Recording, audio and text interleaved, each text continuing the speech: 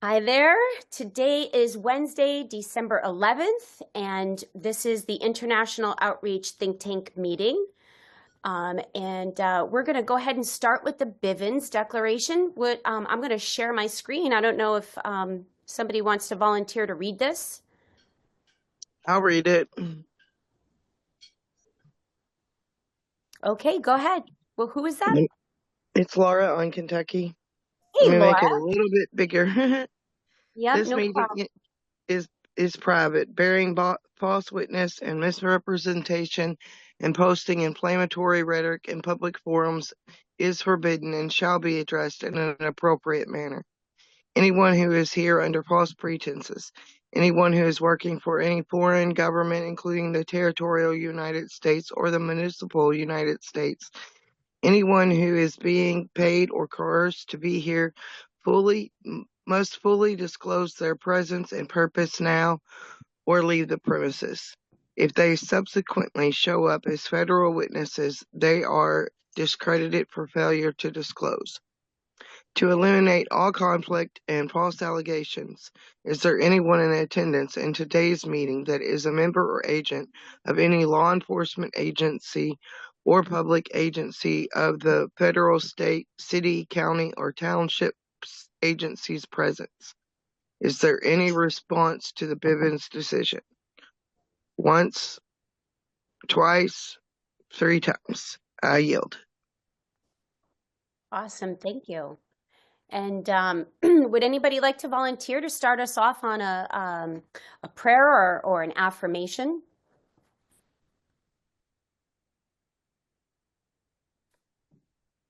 I will. Okay, who is that? This is Juan here on Georgia. Hey, George. Hey, Juan. Good to see Hi. you again. Go ahead. Likewise.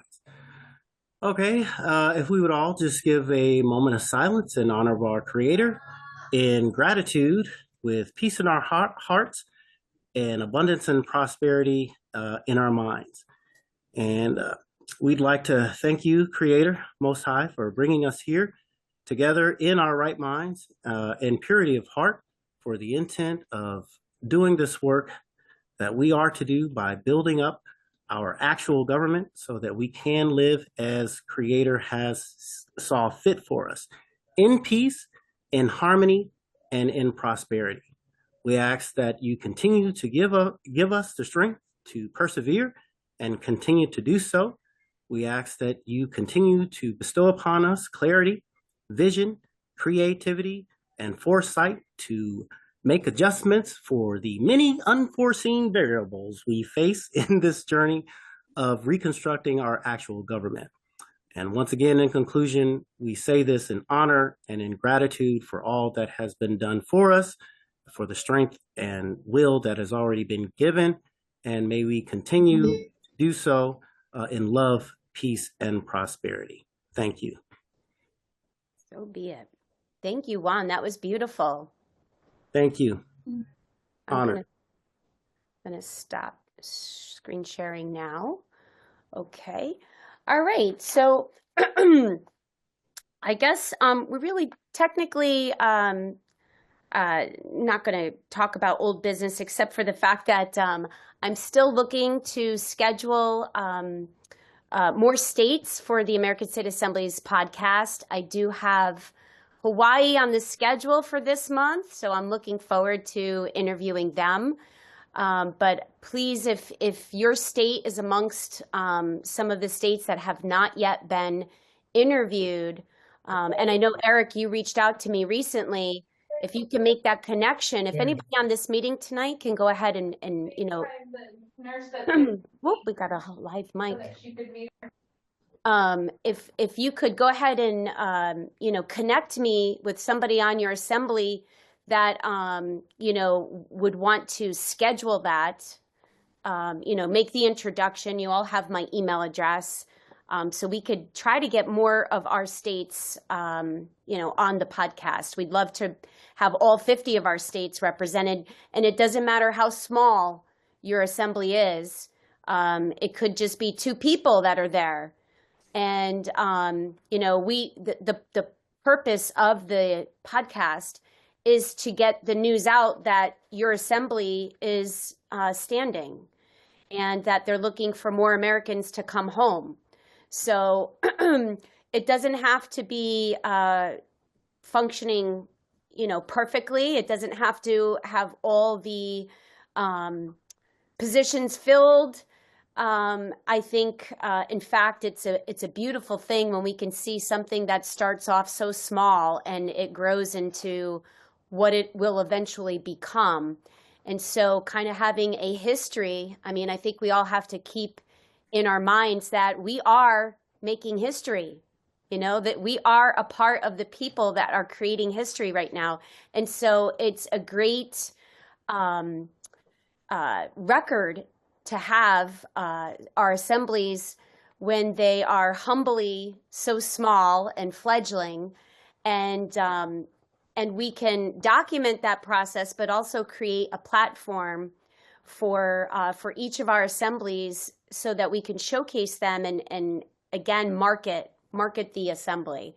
So if you are a part of an assembly that has not yet been interviewed, contact me and try to make that connection so we can get them on the schedule.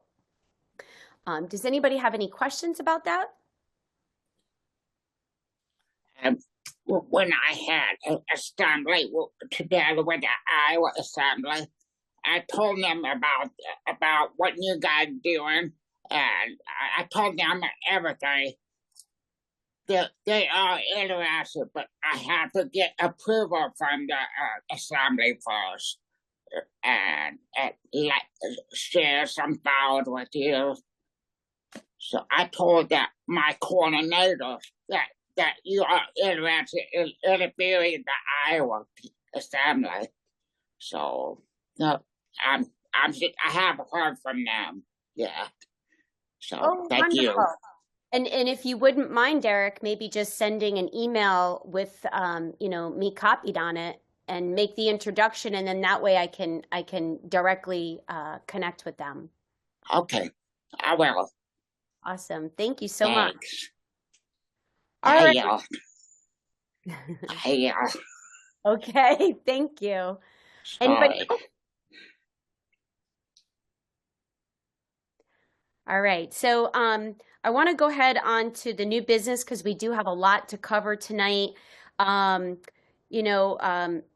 First thing that I just want to, kind of put out there in the open is that, these think tank meetings, the hopes is that we have a think tank for other positions, for maybe recording secretaries. We have the coordinator training with Anna on Thursday nights, and I know Terry does a coordinator training on Sundays. I think the Marshal at Arms have their meetings. And so the hopes was starting an outreach, on my state. I run the outreach committee. And so when I was interviewing the states for the American States Assemblies podcast, there was a common theme across a lot of the states. And that was that they were, had few people, people were coming on board and correcting their status, but there were few people, as we all know, that are doing the majority of the work. And so there's a lot of hats that they're wearing, a lot of work to be done. And so instead of trying to reinvent the wheel on each of our states, in my mind, I thought it would be a great idea to create a meeting, gathering all the people that are involved in outreach specifically, but with the hopes that it would start a trend that other committees, I know that Doug and Christy have a litigation committee, and I think that there's, Amy Hunt just informed me that the Michigan Assembly also does a litigation committee. I think that if we're having these meetings and we're inviting all American state nationals from across all the states, that we could combine our resources, combine our minds, and share information and share resources, come together as a committee, or as a think tank rather, where we can share some of our challenges and then help brainstorm, how we can help each other out and kind of conquer the challenges that we're facing. So that's the intent of it. I have gotten a few emails, inquiring about it and, wondering about jurisdiction issues. And so I just want to make it clear to everybody that from my understanding that as long as we're showing up here as American state nationals, we're not showing up as officers in our state, but that we're just coming together as people and sharing ideas that that all is well and good. It doesn't have to have any kind of structure to it. It's just basically I volunteered to host these meetings and have invited everybody to be a part of it. We did early on agree that Louise's project is by far probably one of the most comprehensive and all-encompassing project. And so we have decided to use our think tank meetings to solicit help for her with this project. And then because of the nature of it and the complexity of it, the Peacekeeping Task Force has offered to have this project fall under, their jurisdiction. So when it's all said and done, I believe that the project will go out to all the states as an agreement to see if they want to jump on board and be a part of it. But for the sake and purpose and intent of these meetings, we really want to just come together and be able to help each other now. Louise's project has a lot of different phases, and we're still waiting on certain things to be approved by Anna. And as we all know, Anna's busy. She's got big fish that she's frying. And so it's very hard for her to get to these types of matters. But nonetheless, we're working diligently at putting all the pieces of this project together and creating it in phases. And I'm in the hopes that we can hopefully soon start rolling out phase 1 and 2. We'll get into that a little later when when Louise starts talking about, she's got her meeting notes and things that she wants to cover about the project. So I'll save that for that. But does anybody have any questions as far as the purpose and intent of these meetings? All right, I love it. Okay, the next thing on the agenda is SurveyMonkey. Okay, so I just want to describe a little bit to you guys why I kind of came up with this idea. I think that we're all learning our roles, right? We're all learning what the role of the coordinator is, what is the role of the outreach committee chair, what is the role of the marshal at arms and the ombudsman and all these different positions. And so sometimes people in their best intentions are stepping into a role that they have no idea what they're doing. And so they're going to make mistakes. And for me, that's okay. We're all going to make mistakes because we're all learning. But when somebody's serving in a role and they're serving in a capacity that is not honoring what the role and the intention of the role, what it was meant, and they're kind of going outside of the purview of the role. in a way to kind of keep people in check and also to help give feedback, I thought it would be a great idea to create a Survey Monkey. And for those people who don't know what a Survey Monkey is, it's an online platform where somebody can create the survey because they're looking to get information, right? Technically, that's what a survey is.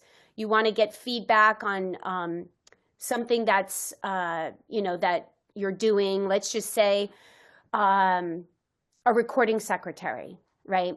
Recording secretary is, filling a role, but, maybe there's some things that she's not really doing, that she has no idea that she was supposed to do.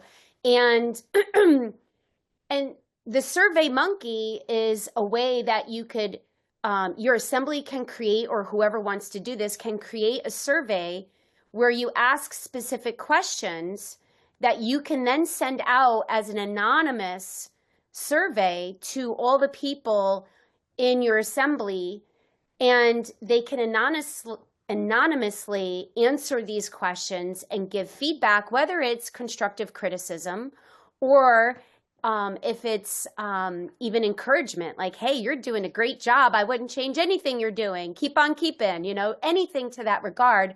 But it's giving the person feedback on what they're doing, and then allowing that person to then course correct. And this is a part of, I think it's a great tool to have and to use to help our assemblies in their growing process and their learning process as far as their roles go. And I know on our state, we've had some turmoil. We've recently had a coordinator step down, and because she wasn't following the role, the guidelines within her role, and Anna had to step in and basically say, hey, you need to stop doing that. That's not what you're supposed to be doing here. And she wasn't willing to course correct. And I don't know if it was because, the way that it all happened, and there could have been some embarrassment on her part. And so in a effort to try to honor everybody and to gently give them some constructive criticism, these surveys could serve as a really great way to do that. And also, to keep everybody in check and to allow state nationals to give honest feedback. Because what also happened on our state, and we didn't find out about this until after the fact, is that we had many people, I would say a handful of people, that reached out and said, we didn't want to get involved in what was going on and say anything against the coordinator, because if we needed her and she didn't step down, if we needed her for something, we wanted to make sure that we didn't get on her shit list. And so, again, they were afraid to speak up. And so this Survey Monkey, and I know some people have recommended a survey box where you could put, suggestions, like a suggestion box. But most of us don't meet face to face. Most of us meet only on Zoom platforms or digital platforms. And so it's very hard to do something like that. And again, I guess you can mail it, but how are you going to do that anonymously? I guess you don't have to put a return address on, but then how do you know that they received it? So the Survey Monkey is a really great tool, and you can create the questions yourself. So whoever's creating the survey can create the questions themselves, and then you can send it out, and anonymously all these people can, your assembly members can answer the questions without fear of retribution. Right? Or not retribution, I'm sorry, of being attacked, right? And so So anyway, that was my suggestion, and I also gave it as a suggestion to perhaps if all of our, say for instance, all of our coordinators, because the coordinators are technically they are the liaisons between the Federation and the Assembly, and they technically work for the Federation. They don't work for our, for our assemblies. I mean, they do, but they work for the Federation. This, in my opinion, could be a great tool that if you have all the states participating in a survey and you were then able to submit the results to somebody in the Federation. It could be either the Peacekeeping Task Force, or if we're talking about the coordinator, it could go to Terry if Terry's the one running the training calls.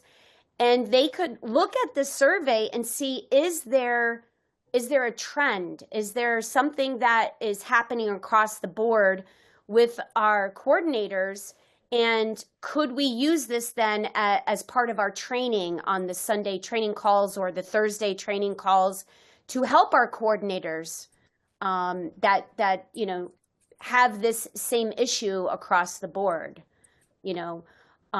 So anyway, that's just something about the Survey Monkey. And I don't know if Kimberly, you wanted to add anything to that, or if anybody else has any comments, suggestions, or questions. Thank you, Tammy. I appreciate that you shared this with me, and I'm glad that it's getting some exposure here. I do think that it is and can be used as a wonderful tool.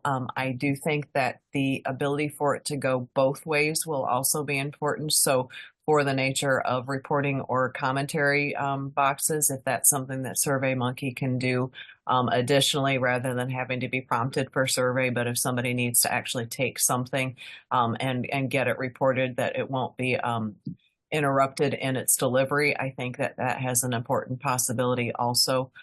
So I definitely, I've liked the idea from the moment that you have brought it forward, and I appreciate that you have brought it further forward. I do think we have a good tool. To be fair, in the process and the ombuds meeting that we had, there was a little concern that there was not enough transparency in this process. So I just want to be integral to, where others have opinion on this, that it would be something that would seem like it would be potentially hiding things. I appreciate the sensitivity. I certainly want transparency on all things that way. And yet, for the nature of fear, and until we all get to a point that we have enough strength to stand in our boots that way and feel confident enough for, whatever retaliation or, hit back may happen, that there is still a way that people can report in a way that it's not going to get messed up in delivery, and also that, one can trigger it themselves. But I also like that we can ask survey questions and so on. I mean, we may be able to take that and do fun surveys as well. So it doesn't always have to have a pessimistic or a negative sort of tone to it. We can do a lot of really positive things with this as well. So I so far have not heard anything that has made me go, I think it's not a good thing, but I've certainly reserved that right to change my mind. If we find out there's an exposure or harm that may come to any, then I will cancel that. But right now I'm seeing it as being more positive than not. So thank you for the moment to speak to it, and I yield for now.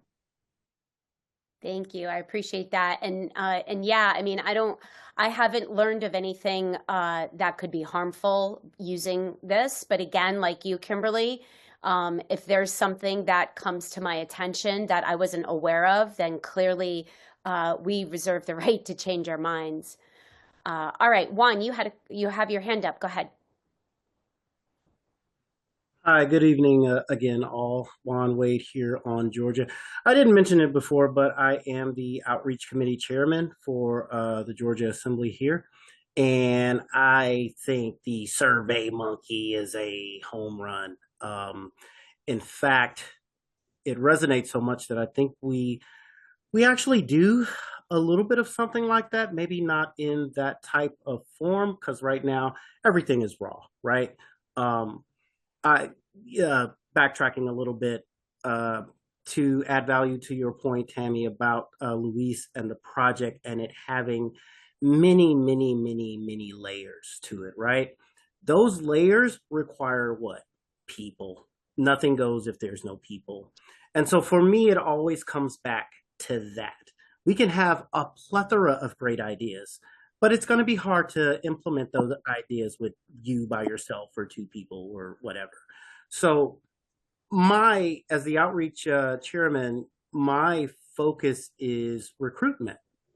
And by that, recruitment meaning how are we presenting ourselves to the public as an assembly?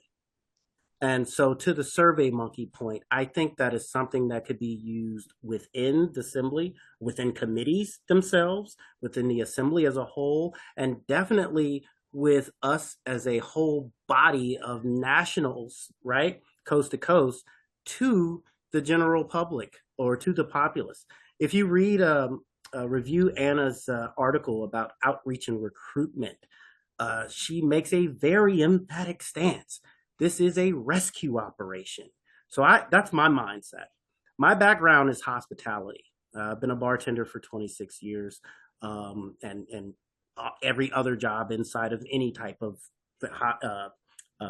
venue within that means. That has led me to observe, look, and watch people very, very well. The SurveyMonkey is very reminiscent of what we used to call comment cards or suggestion boxes. You'll see them. I don't know if there's still that many, but every once in a while you'll see them in the restaurants at the host stand or whatnot. So I used to tell people, if you want to learn the nature of humanity or mankind, as it were, and people, work in hospitality, because you can make frog flip-flops, right? Let's just say you make flip-flops for frogs. Who's buying them? Frogs? No, people are for the frogs, right? So anything that is needed goes, it's we the people.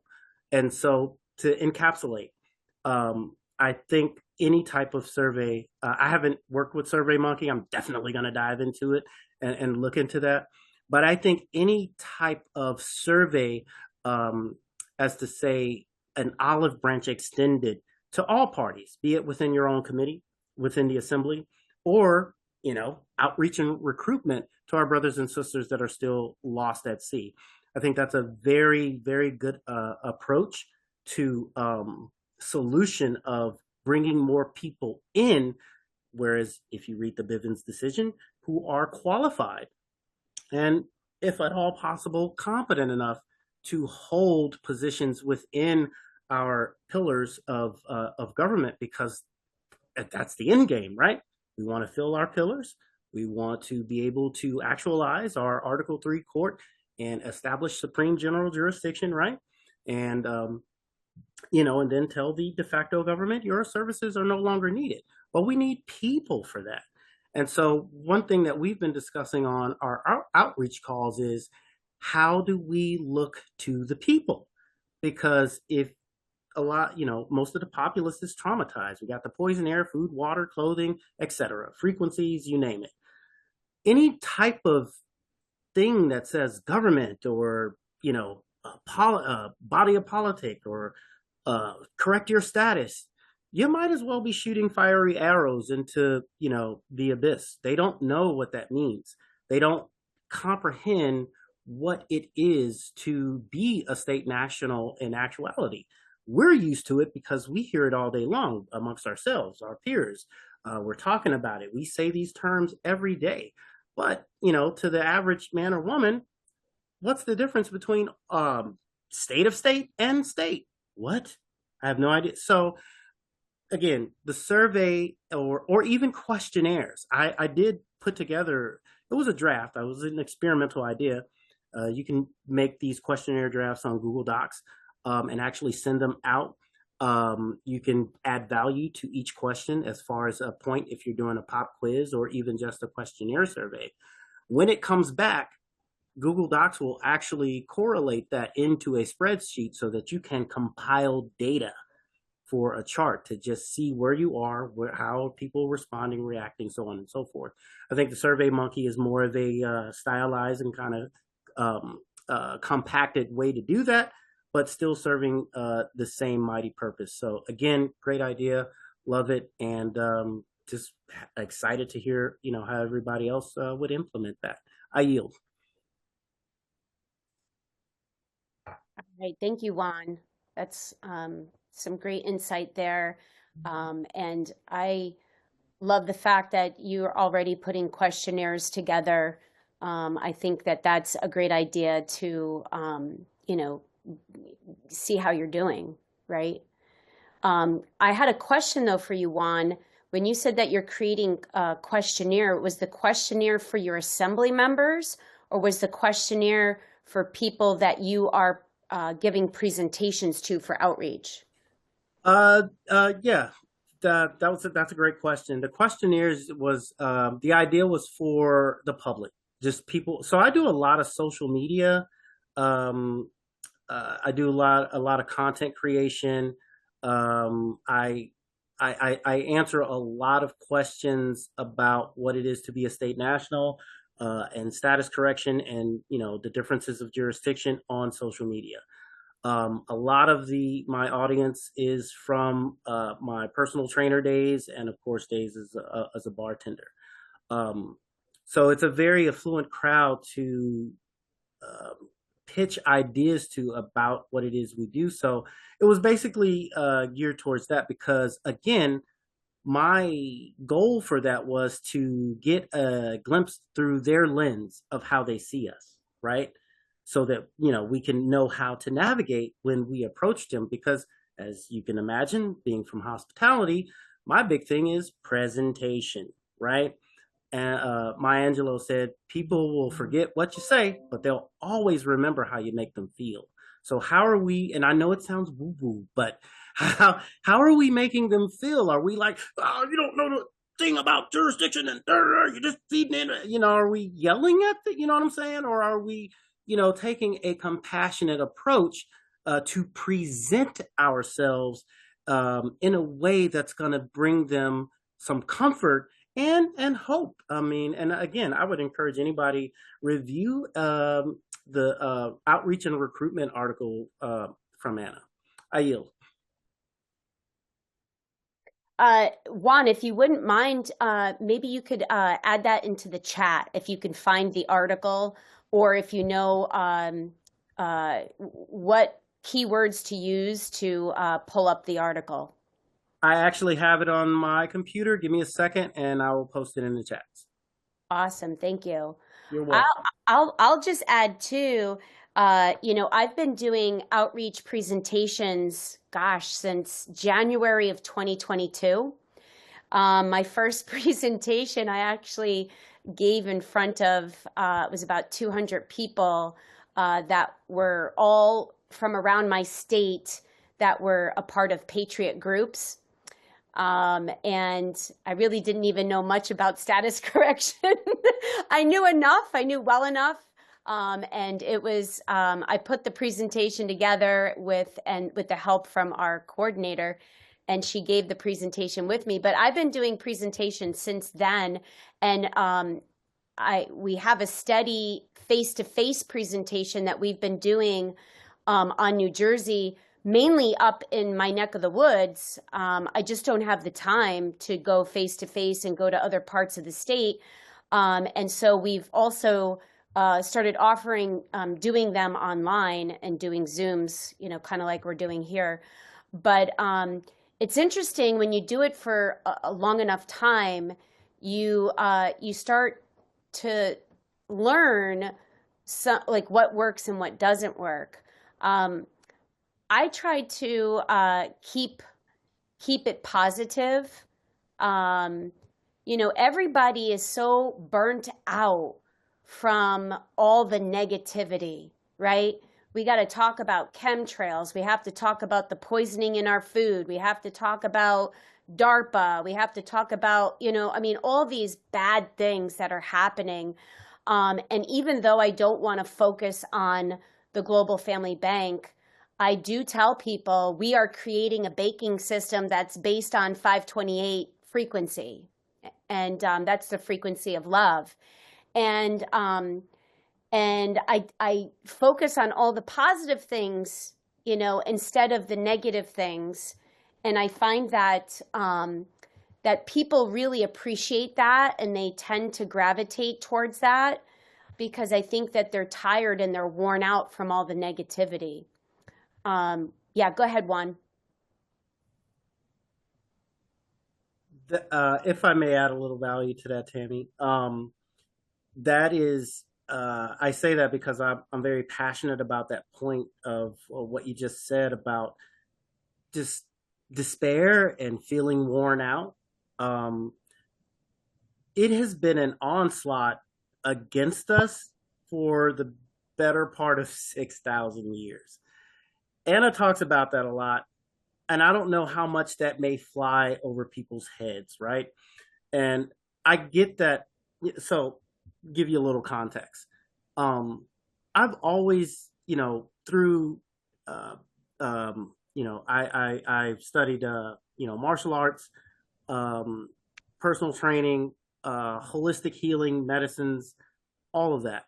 So, throughout my journeys, I am realizing that more and more, these things are all connected more than we think. And so all that to say is, we do a Thursday night town hall call here on Georgia. I posted on social media. It is open to the public.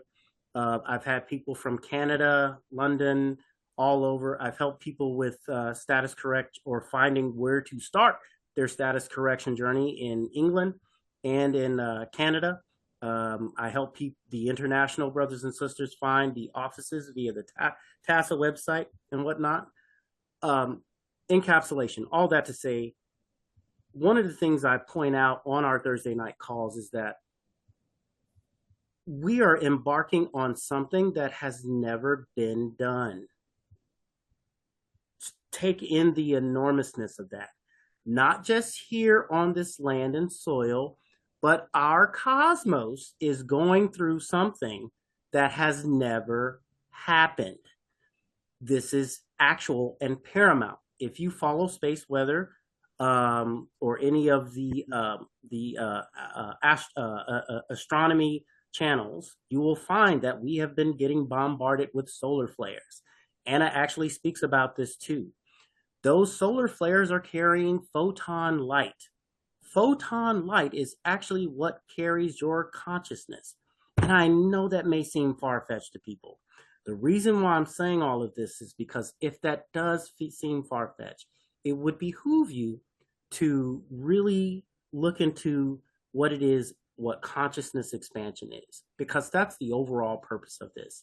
And I will tell you and guarantee you that the more you put towards your mind's awareness and comprehending this and bringing it all together to work in concert for your journey, the easier it will be for you to process this information. And that's what I tell new people coming in. You have the best quantum computing device in the known universe. That is your literal fleshy brain. It doesn't know the difference between what's physical, a dream, it doesn't matter to your brain. It's all the same. It is the most programmable thing on you, meaning that if you tell yourself something, within 3 weeks, it is a program. In other words, it becomes automatic. That's why you can ride a bike. That's why you can drive a stick shift and never forget, because it's already ingrained. You can do that with anything. And so we just like to encourage people to if the information seems overwhelming, and this is the whole point of this, that's right, somebody put in the comments, Schumann resonance, Schumann frequencies. Absolutely. If you don't get on par with Mama Gaia, you might fall off.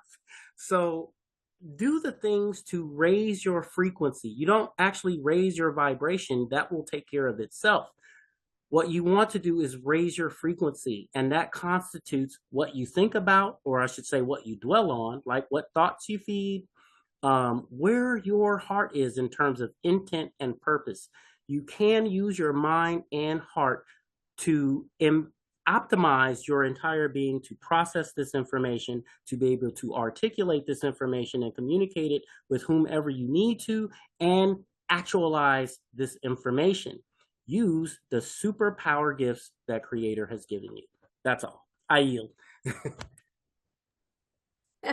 I love that. And I will say that somebody that I enjoyed reading his book, speaking about programming, is Dr. Bruce Lipton. He wrote a book called oh, why is it escaping my mind? It's the Biology of cells. the biology of belief. I know he did the Okay. biology of cells, but we read, my husband and I together read the biology of belief, and he also had another great one called the honeymoon effect. And really, it touches on everything you just said, Juan, about reprogramming. And so that's really important. And I think, in our last outreach meeting last month, we did. Kimberly gave us a little presentation. We watched a little bit of a YouTube, and then there was another YouTube video that we watched. But I think all of this is going to help us try to give better presentations, or if we're just having a conversation and strumming up conversation with people and helping to plant the seeds and helping them to reprogram their minds. And perhaps some people are not able to wrap their head around some of the things that you said, Juan, or even some of the things that most of us have a better awareness of. And so it's a matter of, when we're talking about outreach, it's a matter of figuring out what level your audience is on and how you're going to deliver the message based on where they're at. And that can be very difficult if you're giving a presentation to a large group of people, because I always do a show of hands. How many people know this? And then I see how many people know. I'll say, how many people have heard about status correction? Raise your hands. And how many people have heard that the current government is a corporation? Raise your hands. And then I get a feel, because you never know what you're going to get with people that are coming to a presentation. And so, yeah, I think that it's, you got to feel out your audience and then take it from there. Anybody else want to comment on anything that has to do with the Survey Monkey before we move on to the next topic? Go ahead, Kimberly. Thank you. I had seen in the chat about this that I think it was Laura on Kentucky was asking how about the Survey Monkey and how would we implement that. I think that it probably needs to be discussed with various GAs to go back and find out if your own GA actually even likes the idea of it. So maybe that's what we could work on as a group now, is for all of us who go back on our reporting to find out if your individual assemblies are even liking that kind of idea. I think that would be worth making sure that, all the men and women agree that this could be something that was of value, or in the contrary, thinking if they see anything that could be harmful, it could be great for getting feedback from the GA. I mean, obviously we're all looking this way enthusiastically at it, but making sure that we're not having blind spots somewhere would be good. So I definitely think we should maybe ask our own GAs how they feel about it. And then from there, I guess coming back to what we talked about when you opened with regard to international issues and so forth, I suspect that it may fall, but I don't know for certain, that I think the PKTF might be able to help us with this along with a lot of the other services that they're working with. I certainly couldn't speak for them, but it would be where I would probably tend to actually inquire first, are they capable of helping with that? Again, it would be able to tie in maybe to the Continental Marshals to keep it a secure receiving, again, for the security purposes of those things being delivered in somewhere safe. And do we have to have individual state accounts and then federation level accounts? Is that how the structure will have to go? So there's certainly some things to discuss on how that would go. But I think that firstly, we should ask the GAs how they feel about it, make sure that, we have their wishes on that. And then I think taking it back to PKTF and asking if they'd be willing to do anything, on that part of it, and see if they can come up with, their thoughts. So just to try to answer that question I saw in the chat for Laura there, I think that's how I would say, I think that's how we maybe start to move forward on it. But certainly if anybody else had any other thoughts, I'm not our computer genius here by any means. So anybody else that knows far more should certainly take over. But that's where I would start, is how would we start to look at, finding out how to make that workable possibly. So thank you. I yield. Thank you, Kimberly. Yeah, and the only reason why I think I had suggested that the PKTF would get involved in this was mainly because the PKTF is on the federation level. And if we're looking to get feedback for our coordinators and then be able to send it off to Terry or Anna for coordinator training purposes, we would have to have somebody from the federation that would be able to oversee that and kind of manage that. And I don't know if that would be, somebody from your assembly would create that that survey and then forward the results to the PKTF, and then they would combine and take all that data and put it in a fashion that you were able to see trends and commonalities amongst the states as far as training goes, right?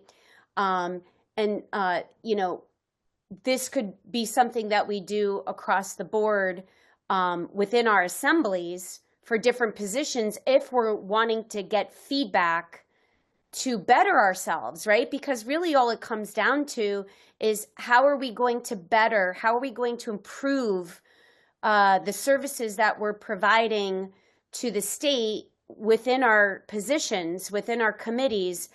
Like for instance, the outreach committee, somebody might say, like, I know for us, when we just flat out asked, what do you think we could do better?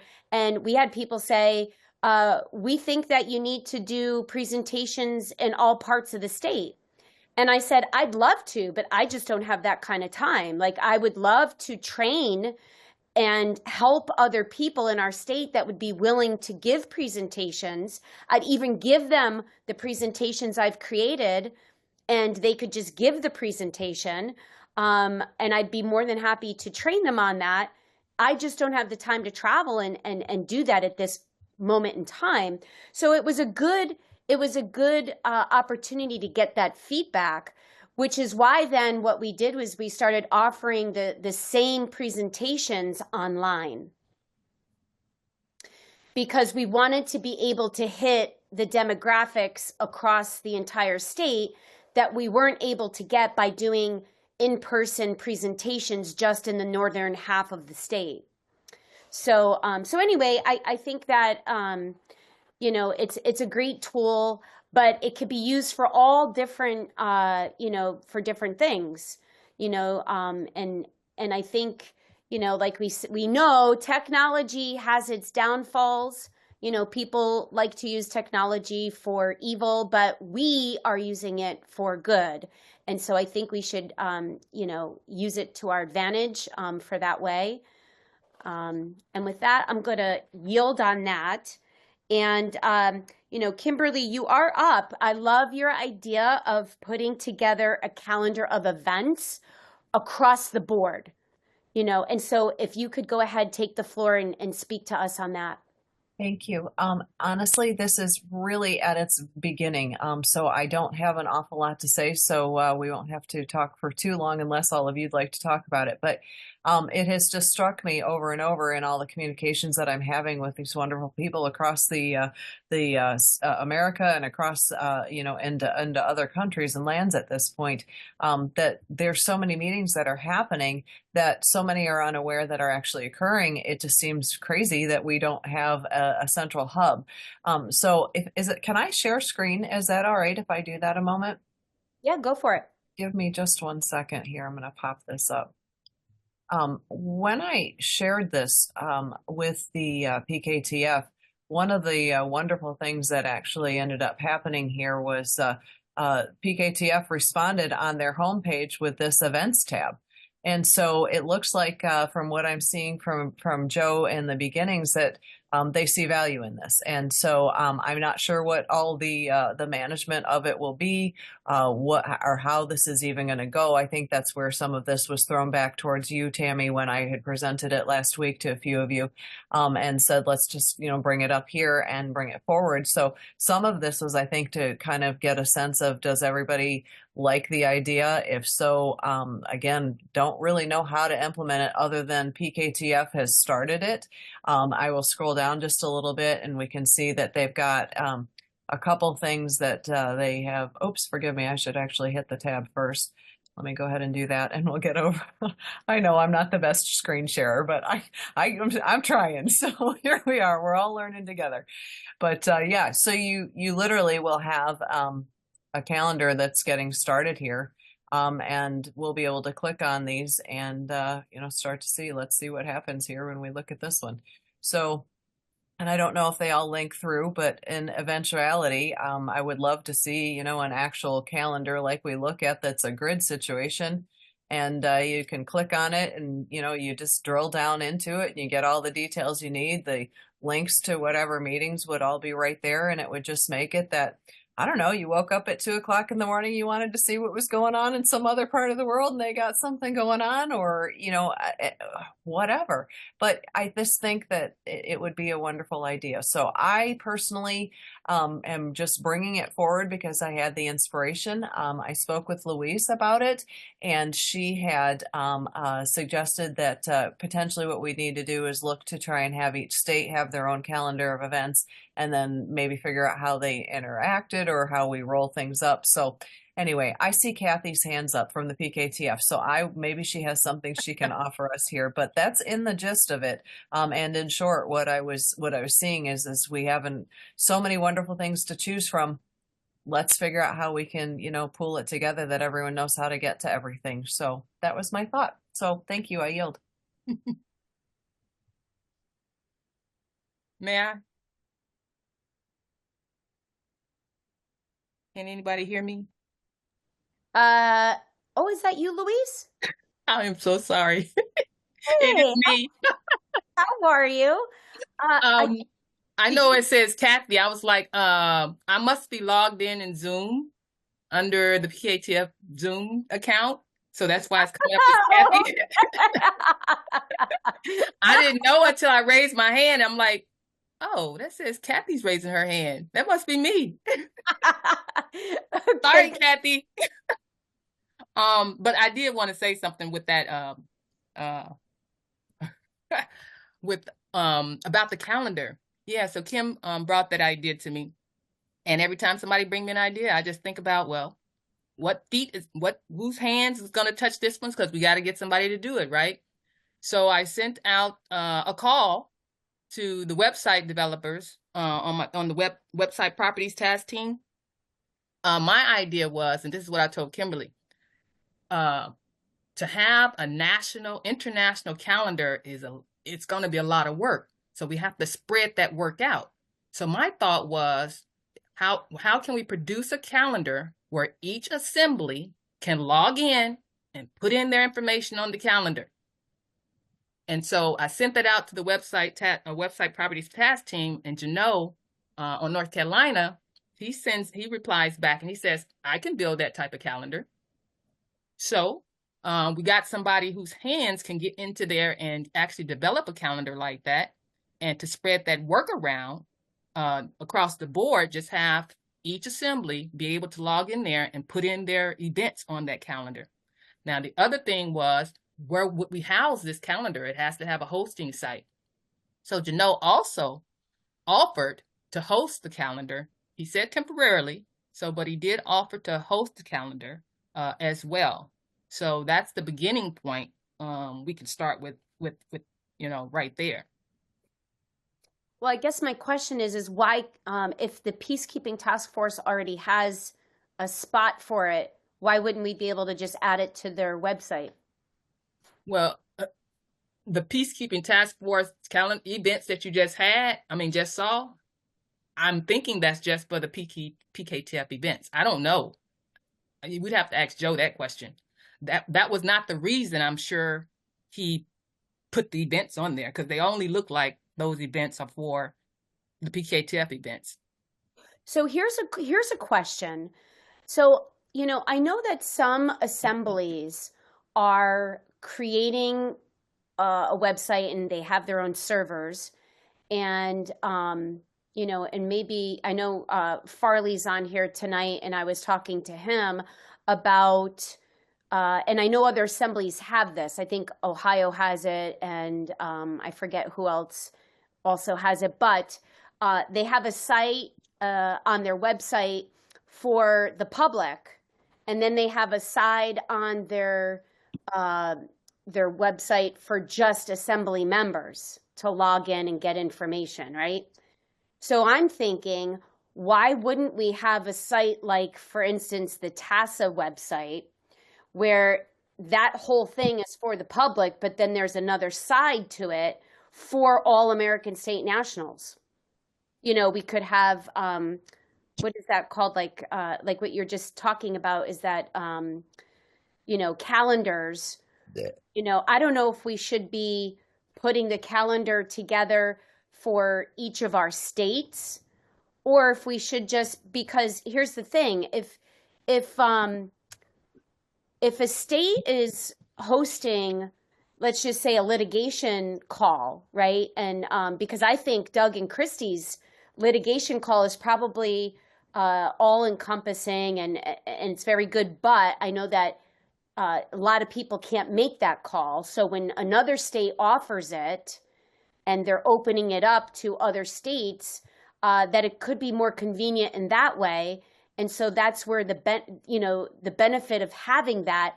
I would almost say that you have a calendar of events, but you even put it in categories, right? Like, here's a meeting, here's all the meetings for litigation, here's all the meetings for outreach, here's all the meetings for coordinator training, for marshal at arms, for ombudsman, whatever the case is, right?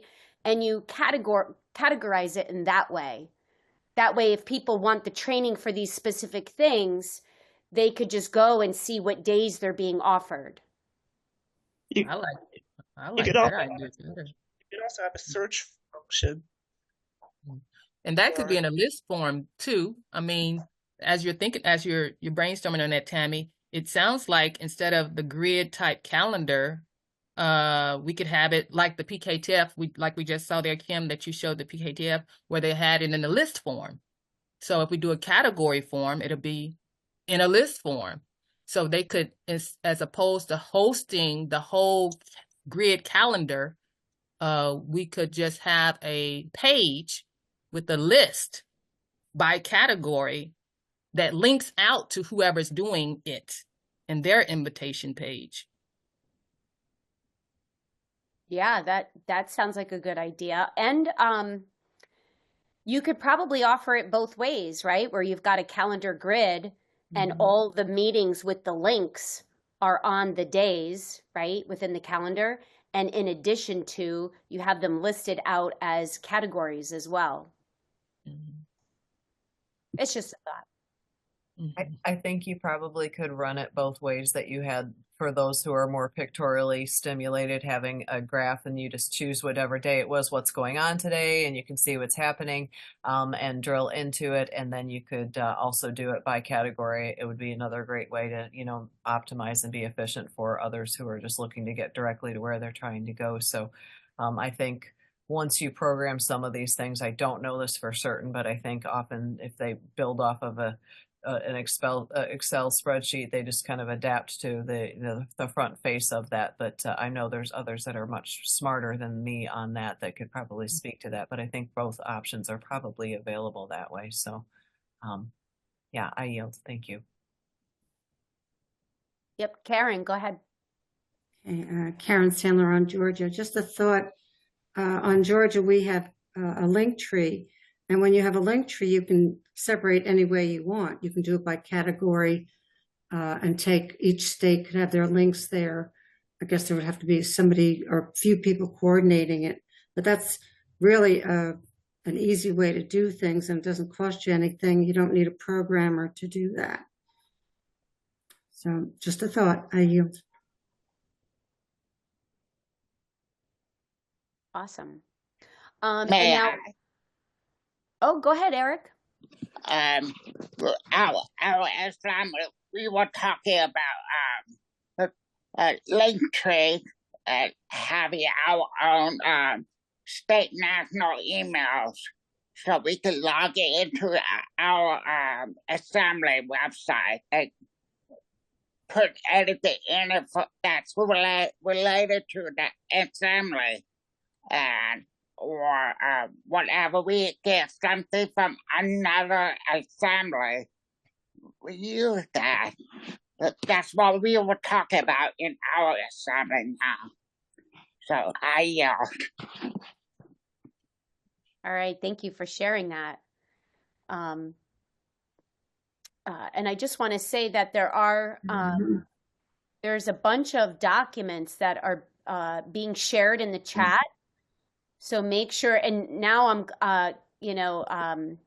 it makes sense, Louise, because I saw Kathy Crindler. I saw Kathy Crindler dropping stuff, and I'm like, oh, she must have a lot to say tonight. But now it makes sense, okay? So it looks like Louise dropped, it's under Kathy's name, though, a bunch of documents. So please make sure that you, you click them and download them. And let's see, I think...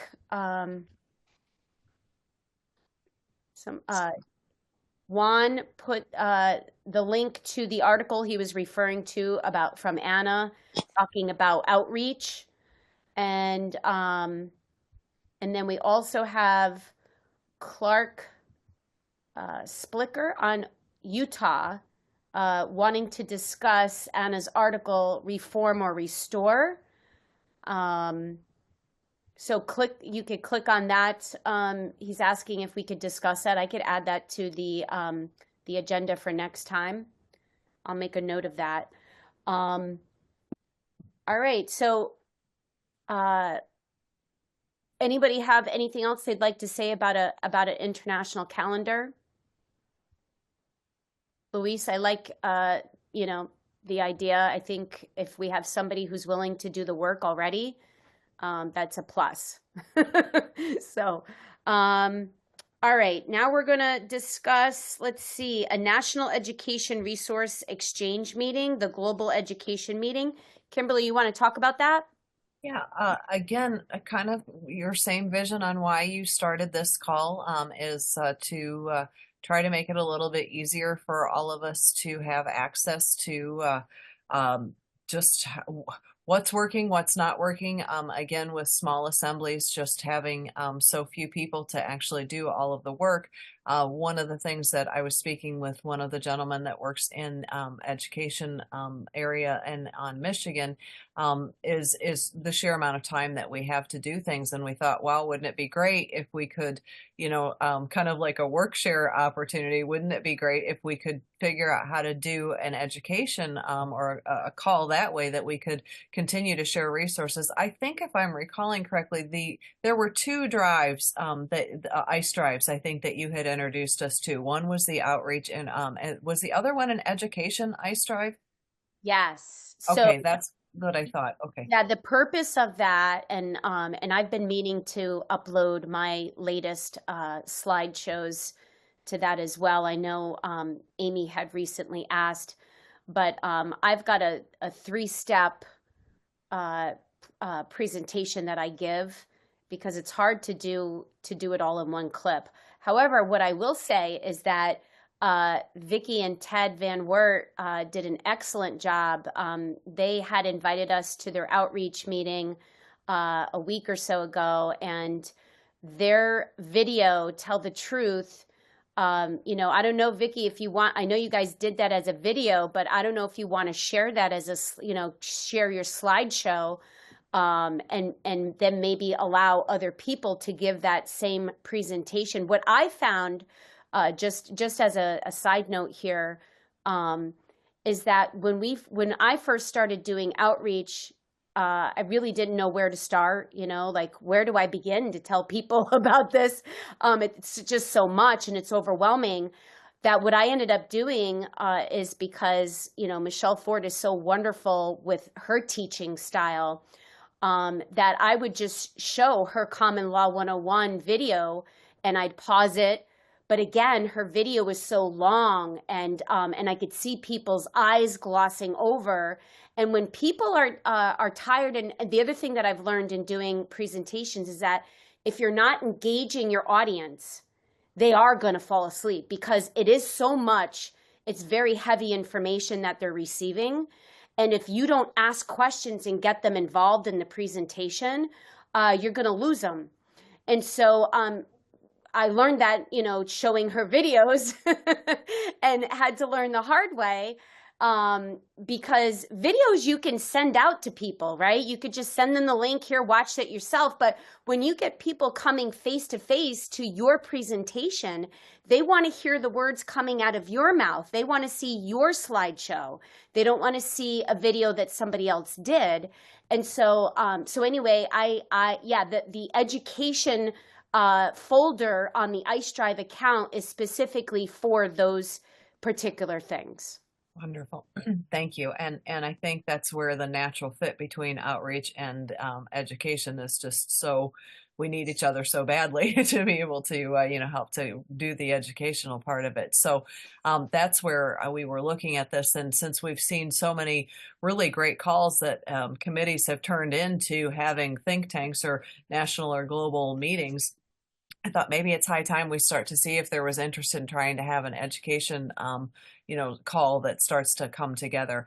I did speak with our gentleman in education. He said he would be willing to be a part of that, but certainly couldn't take that on as being the point person for that or the point man for it. So that's where I just wanted to bring it forward and say, looks like we've got an iStrive going. So the momentum is there. And did any other states have educational, men or women that would be interested in potentially, doing a bit of a work sharing kind of situation that we could get a call to come together to, just kind of start to figure out how are we doing the education part of all of this. And so that's where the second part of what I brought is, I think that we have we're obviously very good at gathering. We're very good at being able to, source information and get it into one spot. So if we could be a little smoother with that and have all these come up and then you have a calendar of events that gets you to everything and directs you, it just seems like we could get a lot of,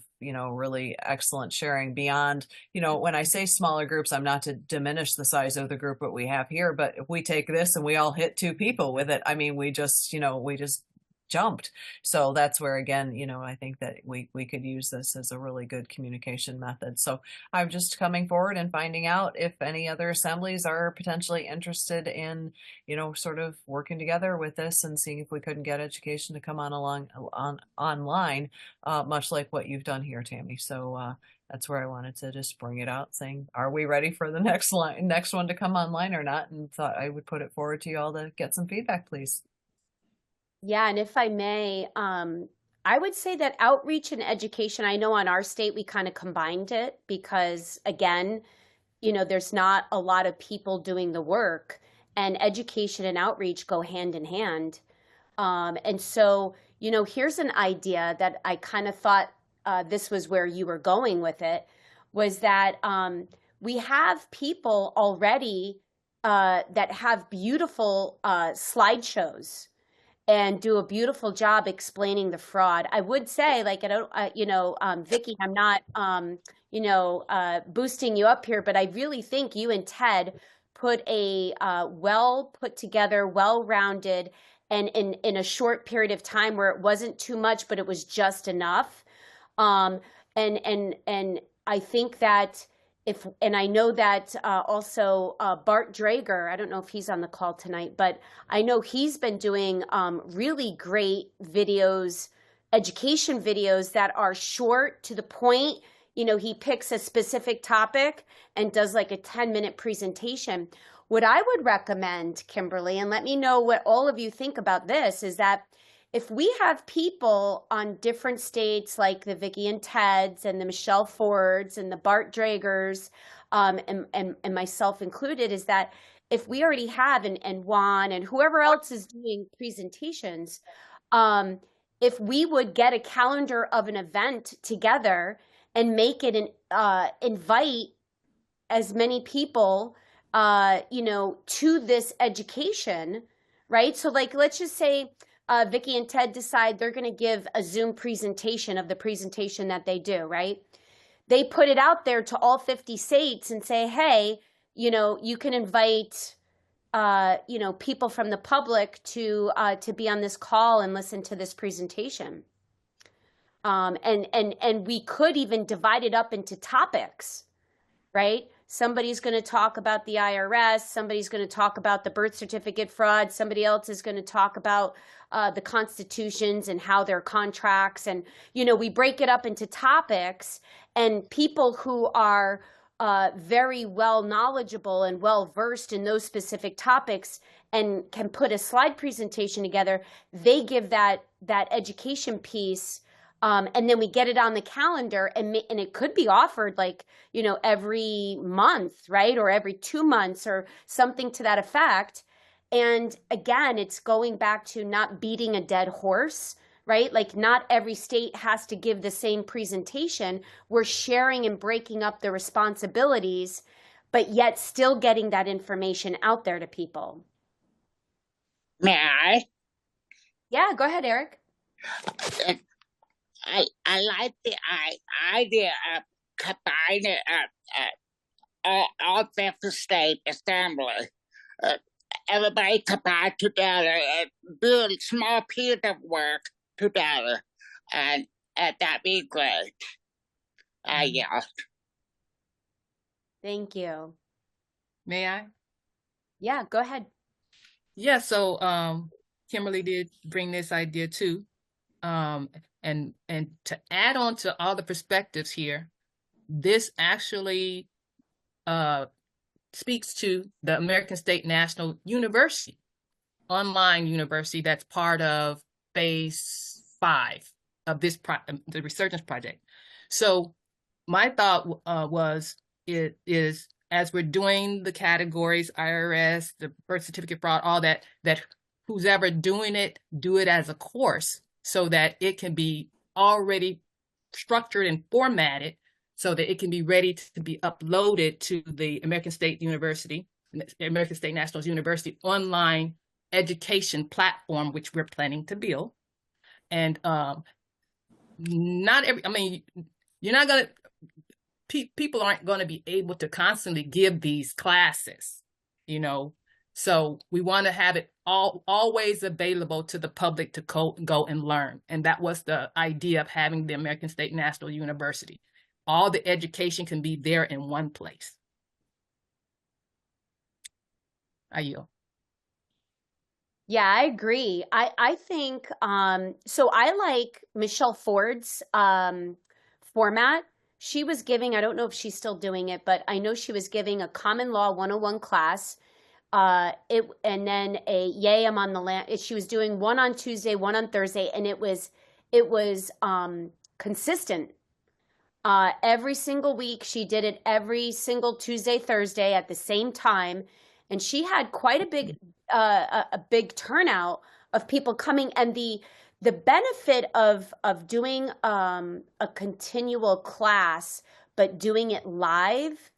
And I get the benefit of having it recorded so people can watch it, because I'm one of those people where I'd rather just listen to the playback. But the benefit of doing it live is that then people have the opportunity to ask questions. Yes, I agree. Yeah, and so I would say that maybe in the beginning, we have this and offer it as something live. And say for instance, I took, the birth certificate fraud, and I did a presentation on that, and I did it once a month. I was able to commit to, every Wednesday, 7:00. And that was, what I was going to give every month. Right. And then somebody else would have a different topic, and they'd pick a day of the week and a time or whatever. and that would be their time, right? And so you'd open it up so everybody across all 50 states could join. It would be like an international education presentation, really. And you'd be able to have a platform where they could then ask a question. I think it's important to break it up into topics, because as I've learned in the last, almost 3 years now doing face-to-face presentations, is that is that you have that ability to, when you're giving too much information and you're not breaking it down into topics, it's overwhelming for people. I mean, I'm up there looking at an audience of faces and I could see their eyes glossing over, and I've lost them.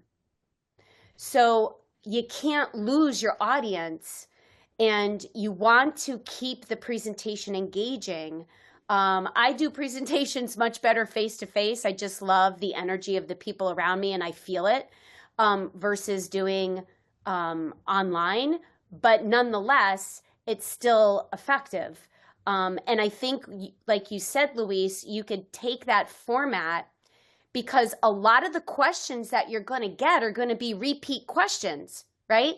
So if you're recording it and you're uploading it to, like what you said, the university platform, then people that are watching that playback could listen to the questions that are being asked, because they're probably more than likely are going to have the same questions if they're hearing it for the first time.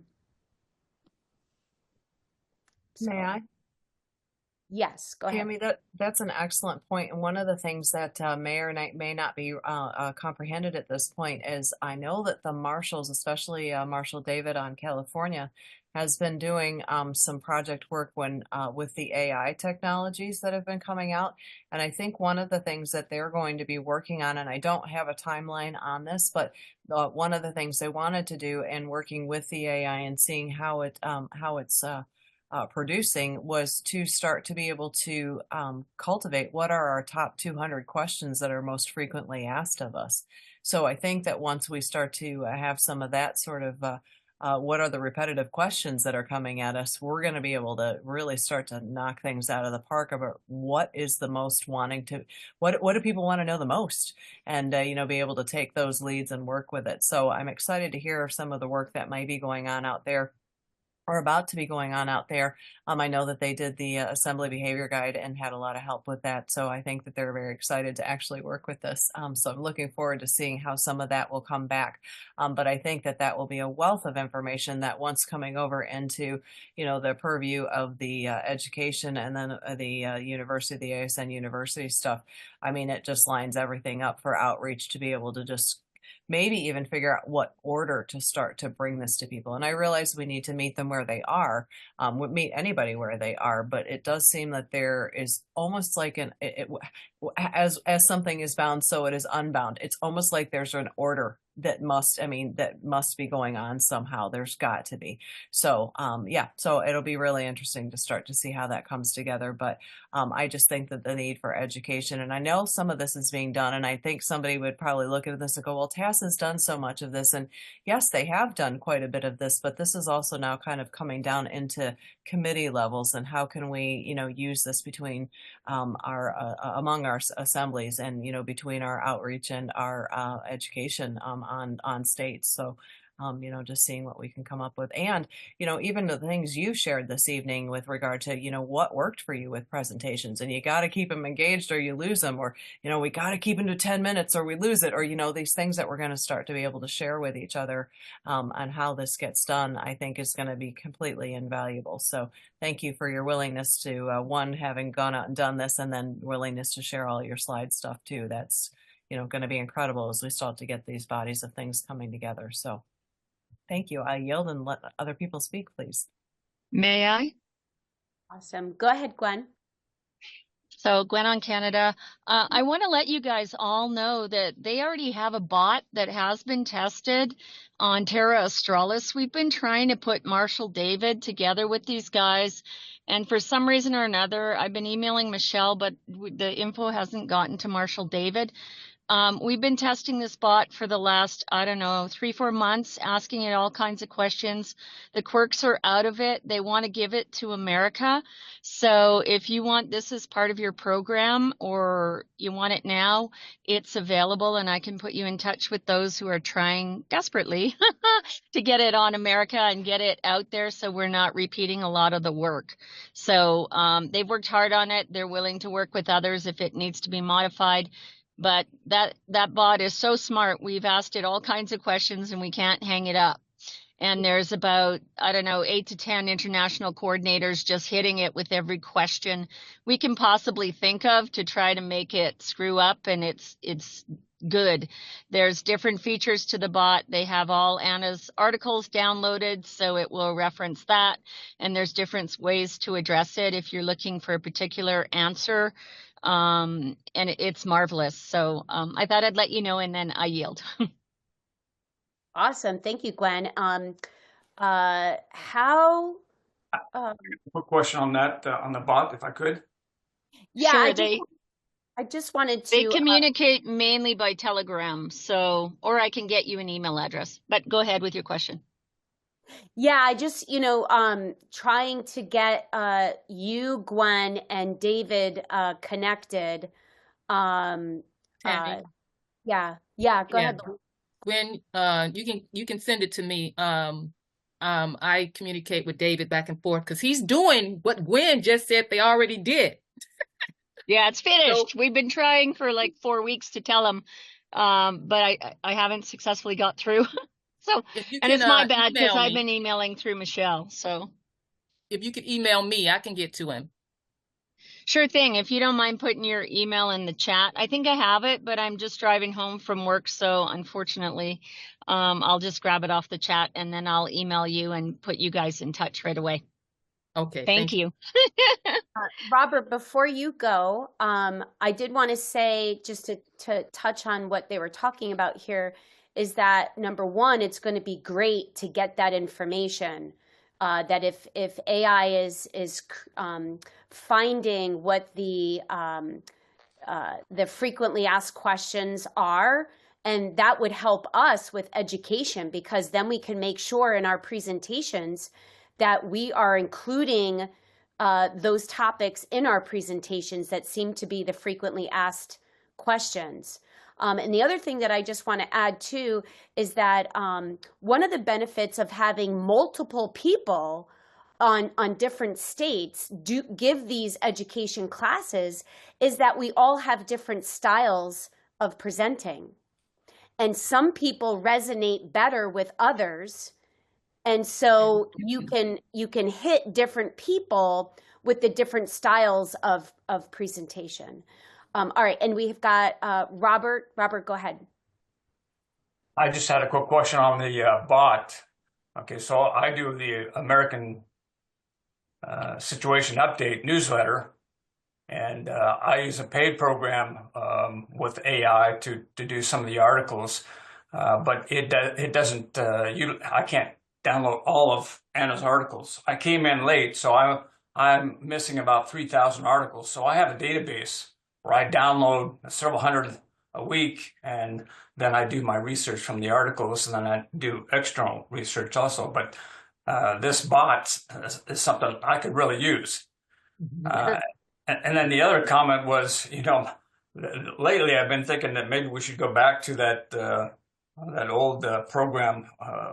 What was it called? Where everybody would communicate, because I can't remember the name of the program.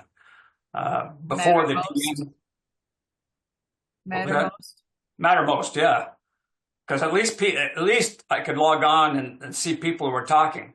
Now I can't attend all the meetings, and it's very difficult. But there has to be something where people are communicating and writing. And then for me, I have a database of over 100,000 articles, mostly on law. I just don't know how to share it with people. So with that, but you're talking about education and outreach. It's two big problems that I see, and so my newsletter it started out with about, I think around 2,000 people, and most of them were lawyers because I've been litigating for 30 years. Oh, wow. But, That's you awesome. know, and I think there's about 300 people on there that are members of the assembly. But the lawyers don't want to hear this stuff, and so I think there's at least 600 unsubscribed, and you know, family members, a lot of family members unsubscribed, friends unsubscribed. But I've noticed, you know, the first newsletter was a 50% open rate and like a 5.4% click rate because I have a lot of links in there. So, but it's gone downhill since then. And so that's been my focus, is trying to capture their attention and stimulate the desire to read a little bit more. And that's difficult. And I've had It's a good newsletter. I like it. I get it. all the comments have been positive except for the last one this last week. And Robert, how do you subscribe to your newsletter? well, I haven't had any time to add people to it. I mean, so that's the next step was to, because I'm still focusing on what's the content, and primarily it's the best part that I see is it's weekly, and everybody who is tracking the assembly can just read the articles that she's published in the past week. So you can track that, and the links are really quick. You just click on it and you go right to the article, and it's easy to read.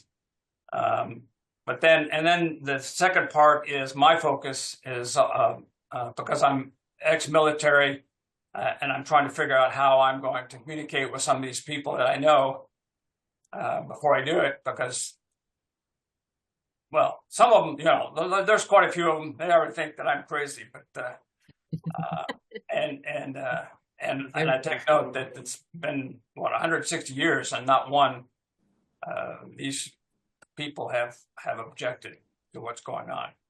So we're all programmed to a certain extent. So my focus is getting really detailed on the formation of the American government. So that's where my research has been. And so this bot that you're talking about, I could really use. So if someone could. Sure thing. I'll get you in touch because I get your newsletter. So I'll just respond to you, and then we'll get you all in touch. I yield. I yield too. May I? Gwen, I would like a copy of that too, because we're talking about that on our assembly, if we're going to use AI or not. And if you have a good bot that I could present to them, maybe it'll change their mind, or you know, I don't know. It might have some influence. Thank you. Okay, I sure can. And I'll just send it through Telegram like with you. I'll send you the information there because you and I are already in touch. Awesome. Thank you. You're welcome. Juan has his hand up. Go ahead, Juan. Thank you, Tammy. Juan again here on Georgia. It's synchronicities are manifesting in rapid fire succession right now. We were literally just talking about this on we do our Georgia Assembly outreach call on Wednesday night as well. Ours starts at 7, but before the national call comes, we powwow on our on our call, and we were just going over. Since it was going to be short, we didn't record anything, but we were just powwowing about the AI and the use of AI. And I will tell you, I am here for it. I know there has been a lot of stuff. Oh, AI is bad and this, none of that. Here's the thing. I don't subject myself to be compromised by any fear-mongering, period. I am creator-made, and you cannot stop an angelic soul, period. So I will take what resonates and leave the rest, period. Use the tools that are here for your advantage. Please don't think and again, I'm saying this from a purview of being on social media, not just for doom scrolling, but I actually have been doing a lot of business on social media since before the COVIDity of things. And I will tell you this, how you use these algorithms is on you. People complain, oh, social media is stupid and my timeline is that. Then that's your fault. Because my timeline is full of people that are aware, knowledgeable, asking questions, leading me to other places and sources whereby I can gain more information and whatnot. To the point of AI, there are so many free things that you can try out here. It's beautiful. One of the main 3 things I use, ChatGPT. Gemini is on Google now. So if you have a Gmail account, you can use Gemini and experiment with it. It's great. In fact, I'm using Gemini now to help me put together an event and a proposal and presentation to get funding for that event. Really simple. Even the Snapchat, and I know this sounds ridiculous, but if you have Snapchat,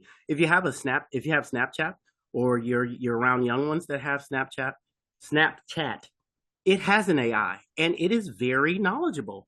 I use so I kind of use the Snapchat as my quick dibs for information to get to something because it'll throw me links that may help me. I'm experimenting with Gemini, and whatever I need polished, like full presentation form, I use ChatGPT. Now with all of these, you can upgrade to the one that costs, right? Once you get get your sea legs under you, so to speak, with the matter. And for Robert, what I would recommend too, if you have a whole bunch of data or articles that you have and you need help compiling those and putting them in a presentation format, you can use, there's lots of speech to video apps, like InVideo. I think another one is called Social Management. But you can play around in your Google Store or your Android or Microsoft or Apple Store and just type in AI assistance for whatever content or whatever you need to do. And you'll get a list of apps that you can try. A lot of them are free. They have use the free version to try to see if you want the paid for version, but you can literally create a whole podcast from your notes. Literally. There's AI to help you create pictures and animate for it now. It is really, really good. Whereby if you have a whole storyline, you have enough notes and details, and you're pretty decently savvy with how to use AI, you could literally put together a small documentary or a podcast or a feature presentation. So all I have to say is it can't hurt you. Use it. Well, they're listening to us and they're spying on us. So what? It doesn't matter. Take away your permission. Take away your consent for any lower vibrational entities or whatever to impede your timeline. The power of I am, your mind, your heart's intent, and permission are everything. AI is a great tool, and any tool is usable if you using the tool properly. A hammer is great for putting in nails, not so great for scratching your head. You see what I'm saying? So they're tools to be used. Have no fear. Go about it with courageousness and your explorative, curious mindset. And I would say you're going to be winning every time. Please feel free to ask if anybody needs help or suggestions or whatnot. I am in no way an expert. This is all experimental for me as well. But I have been walking in it a little bit, and I've had somewhat of a little background with dealing with SEO and, just kind of surfing the social media algorithms. So I yield. I agree with everything you said. I've got all these reels with all these AI things, but I just haven't had time to review them. So I primarily use Claude. But my objective is to get really detailed, because it was an eye opener. I was in the military, and they said the bad guys are there. You go get them. and I had the blinders on, and over the past 30 years, I've been litigating for 30 years, and I kept coming up with this. I kept hearing this stuff in some of the research, but I didn't know how it fit together, like the instrumentality of the United States. And so when I wrote this article, this essay on the formation of the American government and the creation of the federal government, it was quite eye-opening to see it when you see how the constitutions fit in. And so, yeah, these are all corporations and they're populated by legal persons. So now, how do we communicate that to these people? The people that I'm around here are,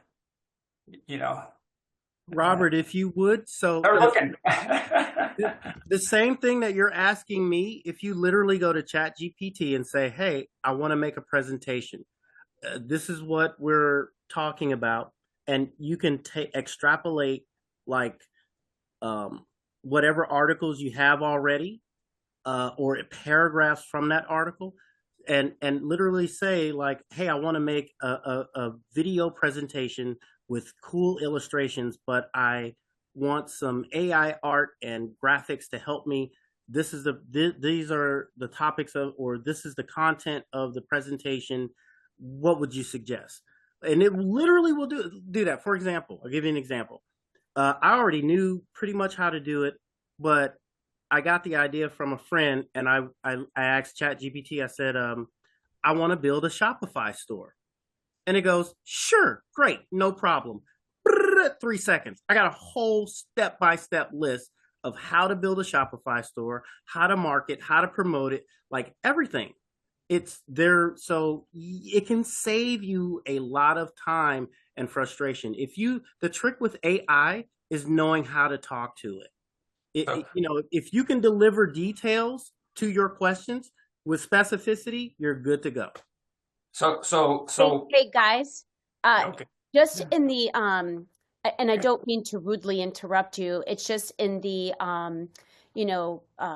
time that we have. I want to make sure that we have some time to give Louise, but I would like to offer Juan. Maybe could I add this to the agenda for our next meeting next month? Because this seems like a really hot topic that could probably help a lot of us. And you could talk about it. Yeah, absolutely. I don't mean to put you on the spot like that, but no, it's okay. I apologize for I knew I didn't want to suck up the time, but this is a pretty hot topic right now, and yeah, I'd be happy to do that. By next month, I should probably have a little more experience with walking in and what I'm doing.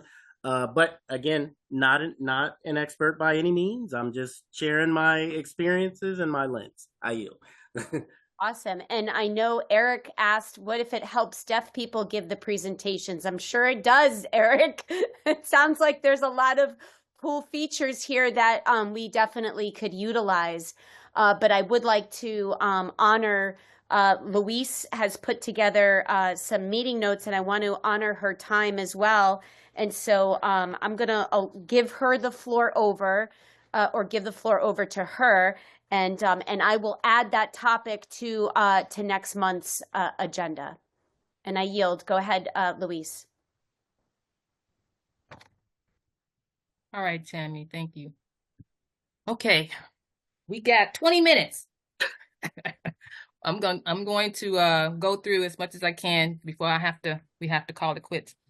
So where we are, I put everything that's related to my meeting notes in the chat. So the first thing here, just going over the outline, the pre-launch status update. Anna did get back with me a couple weeks ago. Ironed out a few things, changed a few things. So now we're going back and forth again. Sorry. But I'm going to tell you what she's changed. The big thing was the new design for the bigger postcard. So this is what she's done. Question about the flags. We was wondering which side should they go on. Well, this is the sides. The military goes on the side with the arrows. and the peace flag goes on the side with the leaves. She said, because arrows is fighting, leaves is peace. Basically, that's it. And now it's done. That part is done. She wanted to capitalize the U, so I capitalized the U.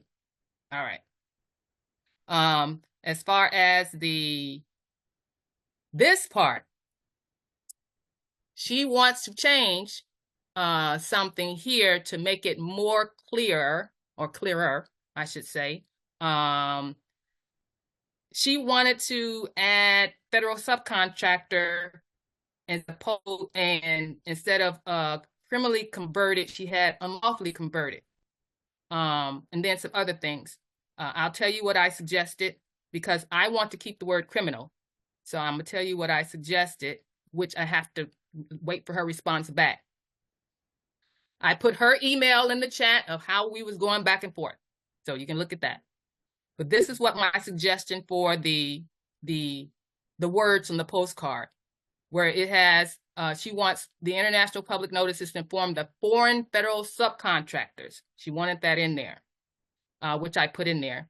And then the United States Government Services Corporation, which is what I put in there, since she wanted to say federal subcontractors, is consistent.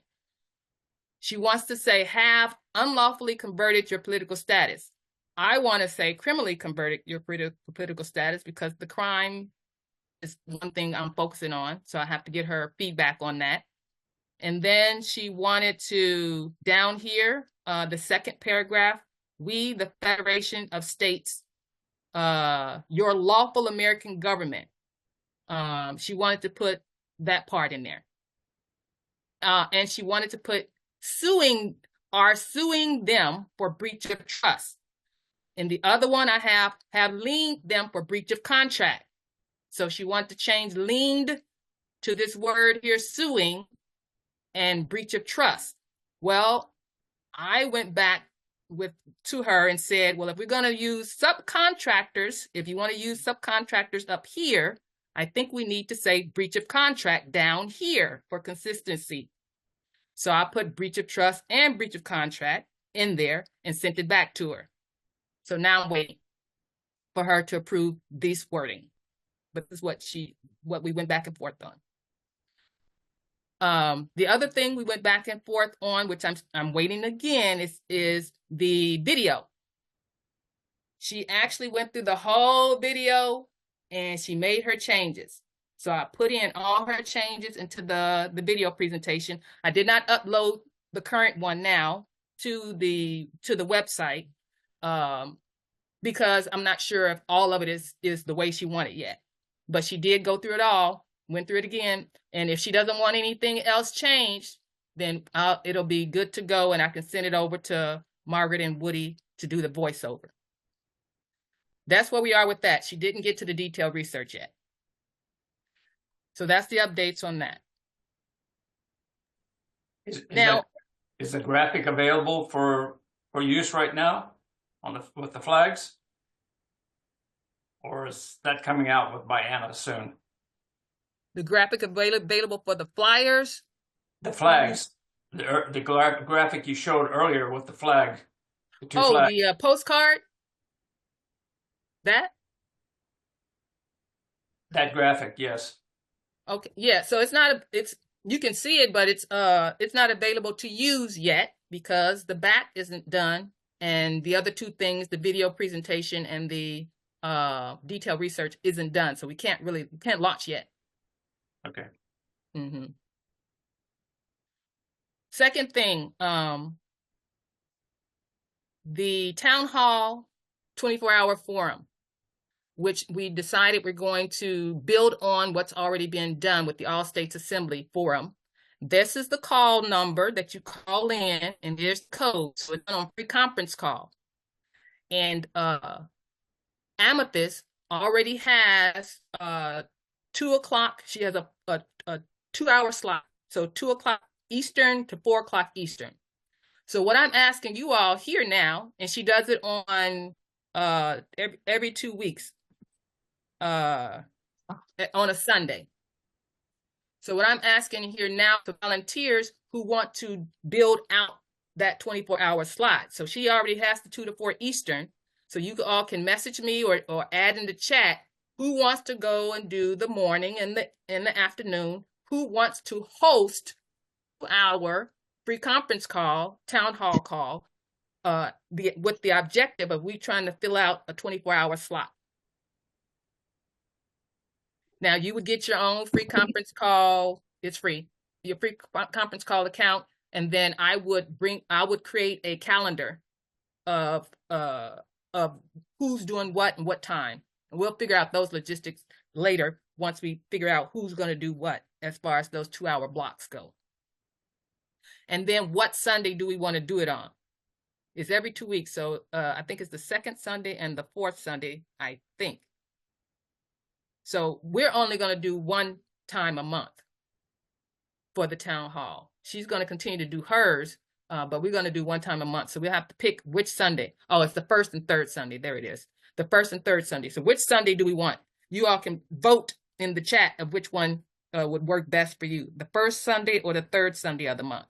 And then which 2-hour slot, if anybody here on the call or know anybody on their assembly who wants to take a 2-hour slot on a Sunday. We know it'll be on a Sunday. So put that in the chat as well. Now, in addition to the town hall 24-hour call, we have a town hall online forum that we're building where all the questions and all the things are going to be online and people can talk back and forth online like a regular forum. Now, when we talked about this idea, we were talking about also adding tabs to other places in the forum to go get the resources, such as Anna's articles and Telegram and that type of thing. So what you see here, this chart here, is my idea of making it, actually, I want to call it our government library. That's what I want to call it. I pitched to the PKTF making a government website. Which we are tossing around about making a government website. And then one of the links would be to our library.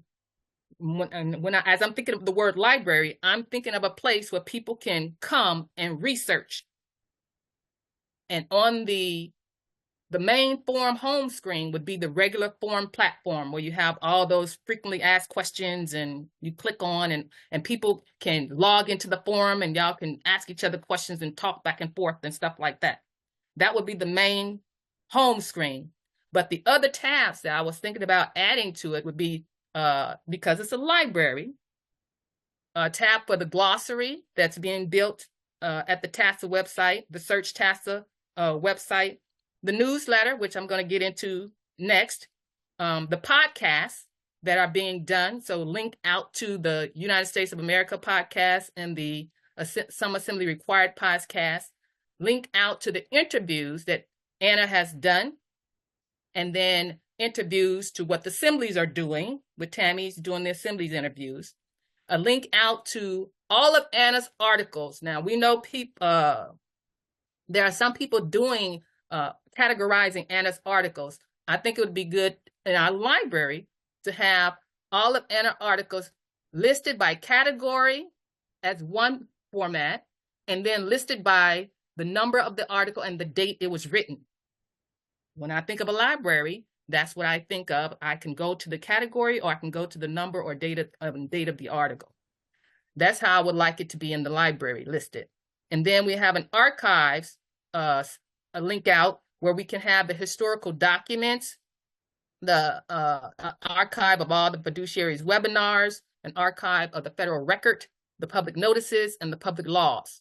That's what would be under the archives.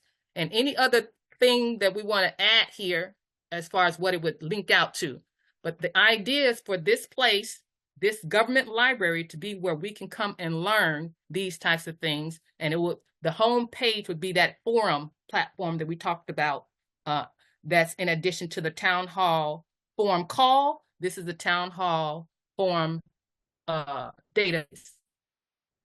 So that's what I'm thinking about building out, and me and Sheila is working on this. Any questions about the town hall forum, 24-hour call, the town hall online database? Okay. As I'm talking about these things, anybody who see a place where they want to volunteer, just put it in the chat and I will get to it. I will pull it off the chat and contact you. I put it in the chat that we could do an evening on a Sunday. It doesn't matter first or third, but it would have to be done before the coordinator training at 7. So we could do like 4 to 6. Would that Put the work? time in there too. Yeah, put your time there. Okay. All right. International newsletter. Now, Nikki Isaacs brought this to us earlier. She was working on the an international newsletter. She got sick and she wasn't sure if she was going to be able to pull it off. So I told her that I'd bring it to that I would help get it published, at least the first one published. I know I can't publish a monthly newsletter or a quarterly newsletter. She's not sure if she'll be able to continue doing that because she got sick. But I said, well, since you got all these things laid out, I can go ahead and try to bring it to the think tank to see if they want to pitch in and help out with it. And she said that she went to go try to find a publisher, and they were going to charge like $600 or $700 to lay it out like she wanted, whatever. I said, well, I'll bring it here and we'll see what we can do to get it to get the first one published, and then I'm going to show you what I got here so far. I called on Robert because I know he does newsletters, and he jumped on board to help me out. And he mentioned about his distribution list that he has, that he's offering. I'm going to give you the floor in a minute here, Robert, because you got to explain more about how that offering goes. But I'm going to show you what I got here so far with the newsletter. Me and Nikki going back and forth on it. Okay, so I know how to use Microsoft Publisher. So I'm doing the first newsletter, and I call it a special edition because this, if nobody jumps on board, which I'm sure there's somebody is going to jump on board who knows how to do newsletters or interested in learning how to do newsletters, will take over the job of doing international newsletter on a monthly basis or a quarterly basis. This one I want to be published in January. So this is the special edition. She had certain things she wanted to say in it. This is also in the chat that you can download. And this is the first draft of what I'm working on. I sent out a call to different people to create articles to go in the newsletter. And what you're seeing here at the beginning is the word resurgence, and I got a definition there. And what you're seeing here on the left are some of the categories that are going to be consistent. If somebody takes this on and want to produce the newsletter, we need an editor and we need a publisher. An editor to find the articles and a publisher to lay it out in print. So on the left is what we really want to see consistent in the newsletter. Vanguards, legends, mentors, and torchbearers she came up with. And this category is for people who's been in the fight for a while and have some history to tell about how they've been able to exercise their rights and secure their rights throughout the fights that they've been in. And anybody who's contributing to the restoration of the American government, and maybe it hasn't been 20 years, but the one she chose for this, she chose this newsletter to highlight Anna, James, and me. So, and the Resurgence Project. That's why it's called Resurgent, because it's mainly about us restoring our American government. That's what the newsletter is about. So certain parts of it are a mainstay, which are the ones that's in the left. The first part that's in the left, the American Government Resurgence Project, she wants to continuously update on how that project is going. Some assembly required. I sent out a call to Lisa and Michelle if they would put an article together to talk about the progress and pains of the assembling of their assemblies, which they agreed to do. We'll see if they're able to get it done. International events, I asked Michelle and Lisa also if they would like to do an article about the trip to Plymouth, the international event. Michelle said she would. We'll see if we can get it done. Situation updates. This is about how our progress is going with our federal subcontractors. And what I do on claimyourinheritance.info, on that website, I do situation updates. And what's going to happen here in the newsletter is going to be the same situation updates that I put on the Claim Your Inheritance website. Here, let me show you what that is, if y'all don't already know. Here under this tab, under the arrest tab, I do situation updates of what Anna is bringing to the table, saying, well, this is what is happening. This is what our employees are doing, and such and such. So in the newsletter, it's going to be a copy of that information there. Still on the right after that, steps to transition business from public to private. I wanted a section on lawful business in unincorporated business, which will be a mainstay consistent with that's talked about in these newsletters. And donate, volunteer, shop. I got a page for that. Now, this next section here, featured articles, different topics, educational topics is what this section is for. I have 4 of them in this case, in this first newsletter. One is on citizen. I see I got a mistake there. But sovereign citizen is going to be one of the articles. What does self-governing mean is going to be the other one. And Robert said he's going to write that for us. And Kim's going to write one on the 4th pillar. I don't know what she's going to call it, but it's going to be somewhere about that, about energy and our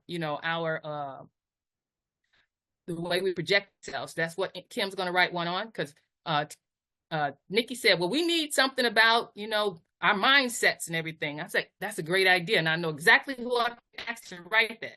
So Kim and Cheryl came up in my mind. So I sent out a call to them too. Hey, Cheryl, can you talk about the bio warfare or, bioenergy and all that? And then Kim, can you talk about, they said, yes, we can write something about that. So that's what these 4 featured articles are going to be in this first newsletter. The next newsletter can be different articles, topics we want to cover and educate the people about. So that's the layout of it. And I chose purple because of royalty. So that's the color code. I'm just going to kind of go through this a little bit so you can kind of see what the layout looks like. If you haven't learned from me yet, or learned about me yet, let me see where it is. What I do when I get a task is I find someone who does it right, according to my liking, and who does it professionally, and it looks professional, and I copy them. So what I did was I get a newsletter from the Weston Price Foundation, which they actually comes in the mail. And I looked at how they laid out the newsletter, and I just copied it. And I liked how their newsletter looked. So that's how our newsletter looked. And I was looking for the actual Weston Price. Now by the time this is all said and done, these blank spaces is for those articles that I'm waiting for. By the time this is all said and done, we're on page 19 right now. International events, that's that section. And then these are our sovereign citizen section. What does self-governing mean? Waiting on that article. And then the other 2 articles from Kim and Cheryl. We're already on, and this is the situation update. Now, this situation update was really what Anna laid out the other day, Monday night. I took that excerpt and put it here. Mr. Trump, you can do this. Mr. Trump, you can do that. So I'll put that one in here. That's the situation update. Steps to transition your business. Here's my donate, volunteer, and shop section. We got the county logos. Now, the PKTF is working on this one. I'm not sure if this one is ready. I have to ask Joe, but they have a decal that you could put, it's a magnetic decal you can put on your cars for your assembly and stuff. So I think that would be good. Then, of course, this goes to the American State National store and donation to our restoration to Anna. And then volunteers needed. On our website, we have a volunteers page. I'm gonna open that. We need people.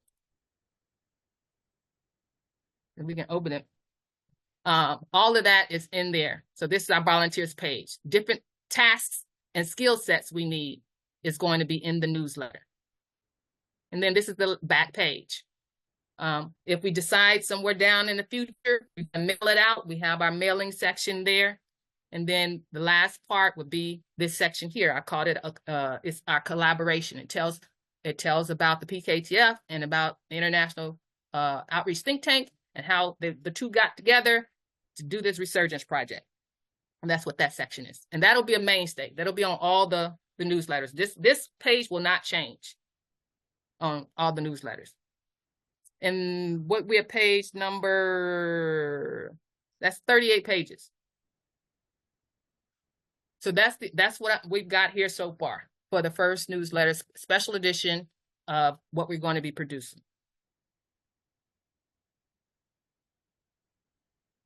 Now, if anybody wants to volunteer to publish the newsletter, anybody who wants to volunteer to be editor of the newsletter, put your name in the chat or shoot me an email. I think this is all right. So this section here, I just want to update you on I don't know if I updated you already, about the public meetings, the teeth that the strategy task force was talking about. We talked about the one fell swoop list of remedies, which I put in the chat. The one fell swoop list of remedies, revising it and fine tuning exactly what the list of remedies that the Americans should have that we're going to be making of our federal subcontractors. We want to try to get a meeting with Trump and the U.S. military and ANA and the PKTF and the Continental Marshals, whoever else, and 50 assemblies. They said, the strategy task force says at least one person from each of the 50 assemblies should be at the meeting. It may be Zoom meeting, it may be, I don't know, but we want to sit at the table and go over what it is that we're requiring of our federal subcontractors to deliver to the public, especially now that Trump is in office and they've made all the promises. So we're going to call them to the table on that and put to the fire on that one. May I? Yes. Mm-hmm. Well, so first of all, I just want to say beautiful. I mean, absolutely stunning newsletter. I love that idea, and I love all the articles that you're including for that special edition. And I'm sorry, but I think I missed what you said about, is it phase 3 that you're on to get a meeting together with Trump? Is that what you're talking about? Yeah, phase 3 is this one right here. This section. Phase 3 is this one right here. Now, my question is, does anybody have that connection? Well, that's what we are. Well, Anna has the connection, but we want to get the connection ourselves. And this is what I'm saying to Joe. It's like, well, we know Anna talks or communicates, or or maybe they don't want to talk to her, but she does have conversations. We need to establish a conversation with our employees, ourselves. Like, the states need to be able to talk to them. The PKTF need to be able to call, pick up the phone and call Trump or call the governor or call whoever. So the communication there, and then our executive secretary, Boyd Adams, says he has communication with Trump too. So we're going to try to make that happen. And I might also have a way. Okay, great. We'll have to talk on that. All right. So the strategy task force is talking about that aspect, and the other aspect I want to point out here is on the left, this 1A, the teeth. Really go back and look at the strategy task force meetings. It's on the YouTube channel, and I also put it on the Think Tank YouTube channel as well, to talk about how we're developing this. In my mind, how I'm strategizing this, our teeth is actually the American public.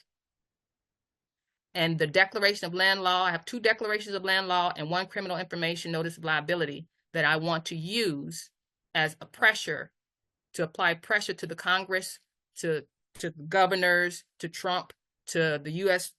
Secretary of State, all these people in these higher office. I want to try to reach these people here at the higher offices and trickle down those demands down to the governor and the lower offices. And that's the approach. But this 1A, the teeth part, is where the assemblies come into play, where at your public meetings, the idea is to present the Declaration of Land Law about the Federal Reserve notes. I'm focusing on the Federal Reserve notes and the birth registration. Declaration of Land Law regarding the Federal Reserve notes, a Declaration of Land Law regarding the birth registration. And then the criminal information and notice of liability is regarding both of those. I put those in the chat. You can take a look at my first draft on that. Robert, you don't know it yet. That's something I'm going to ask you to be helping me on. How to draft, we're going to fine tune it, because then we'll have to send it to Anna and she'll have to fine tune it some more. But I want to get it as fine tuned as possible before I send it over to her so she don't have much work to do. But I'll be getting back with you on that one. But in the YouTube videos, you're going to see how the strategy task force is talking about using our teeth. These are our teeth, and presenting this to the public at these public meetings that you're going to be doing in phase 2. Now, phase 1 and phase 2. Phase 1 was to send out the International Public Notice campaign via postcard, email, or door-to-door, however you want to send out the postcard, to the county that has the state capital in it. And then you're just going to follow up with a town meeting in that state capital. That's how phase 1 and phase 2 go. You'll hear me describe in the strategy task force meeting, phase 1A is added here for those assemblies who do not have the money or do not have the people to do phase 1 and then phase 2, because postcards cost money. So for those who want to just, those assemblies who want to just do phase 1A, phase 1A is a simple public meeting. That's what it is. It is the same thing as phase 2. It is the same public meeting. But what is missing from phase 1A is you're not going to focus on the Capitol and sending an international public notice to the Capitol. You're just going to start in your backyard or whatever community you want to start in and hold a public meeting. Yes, Robert?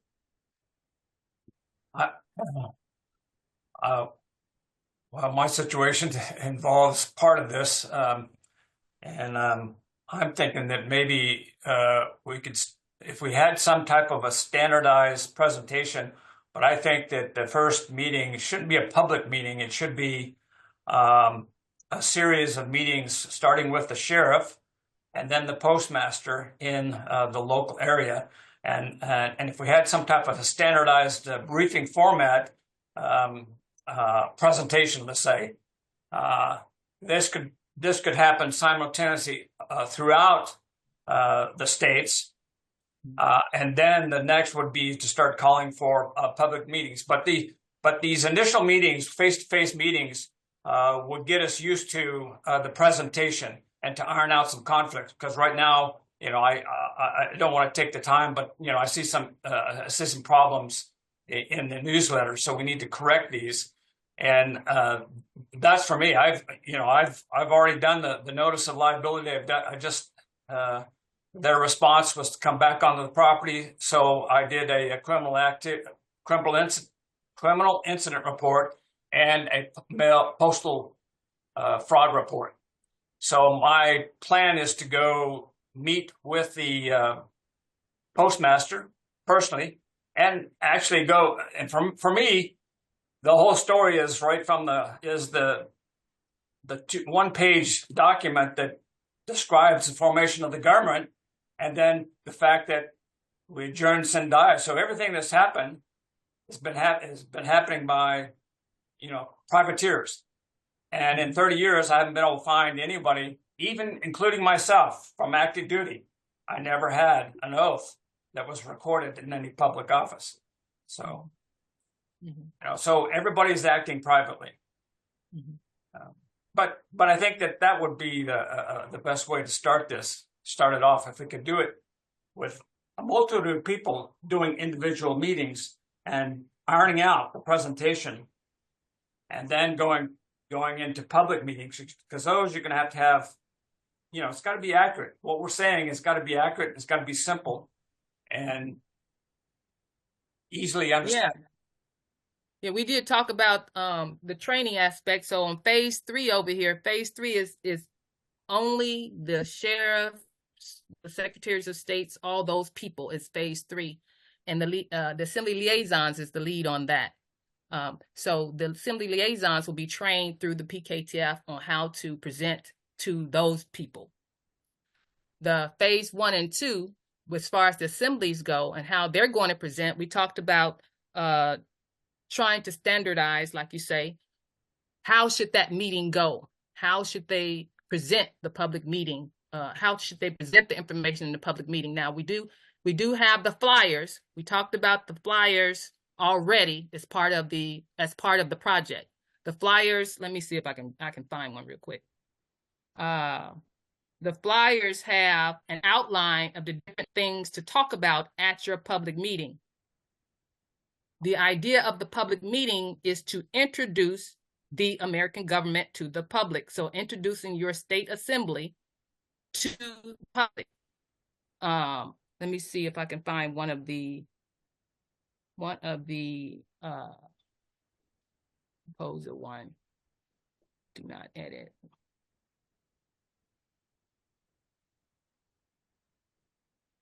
Let's see if I can open one of them here. All right, so your public meeting covers these 5 topics. Actually, there's 6 of them.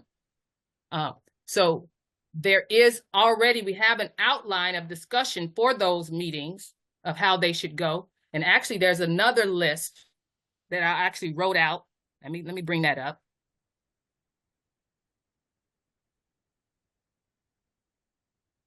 No, that's public notice. Hold on. To international public notice for permission to edit. So at your public meeting, now you also have this as part of the project. I wrote out an outline of the different things to be discussed at your public meeting. But one thing with this one fell swoop list of remedies, there's a specific way that part has to be delivered. The state assemblies already know how to talk about who their county sheriff is, and who their justice of the peace is, and what job or role that they play. Already know how to introduce your officers and things like that, which is all part of the discussion point. But the specific one that I want us to really standardize is using these declarations and using these declarations and the criminal information as the public pressure.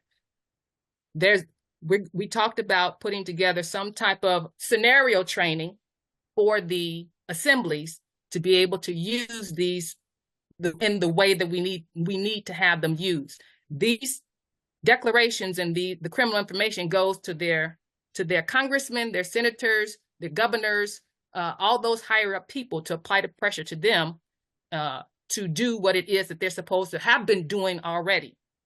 So there's a way to present that. And I guess you can say standardized, but we want to talk about tell the assemblies, give them scenarios of how to present these at their meetings, in addition to these 5 things here that they already know how to do. So this is part of also part of the packet that's going to be in the ICE drive for you to download.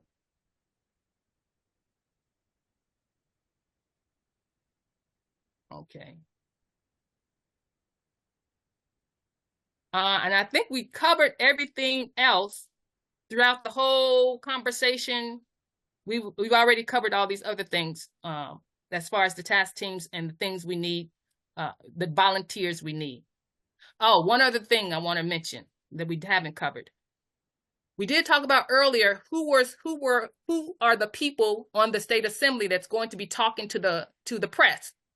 Well, each state assembly has to pick their own public relations person, but we need a public relations person from the think tank, any volunteers who want to communicate to those public relations people on those assemblies to get the news back. And that public relations person can also hand that news off to the editor of the newsletter to give updates on that too. So all these things do intertwine and fit together, but we do need somebody to bring the news back of what's happening on the ground as each assembly is addressing the de facto employees on changes that we need to be making to transfer the power of the government back into the hands of the assemblies. So we need public relation persons for that. I think that's the only thing we haven't really talked about. Yeah. Yeah, I think everything else is talked about. Sorry, it's like we're about 20 minutes over. Any questions or anything else? Any questions about what I've delivered? May I, Louise? Yes. Mm-hmm. So I think there's a Uh-oh. Somebody. I think there's a common concern, if you would, with some of our assemblies, especially the ones that don't have these positions filled. I think that's probably the things that are of a concern to most of the assemblies, and you know, including mine. You know, we're working on it, but I guess what is going to be the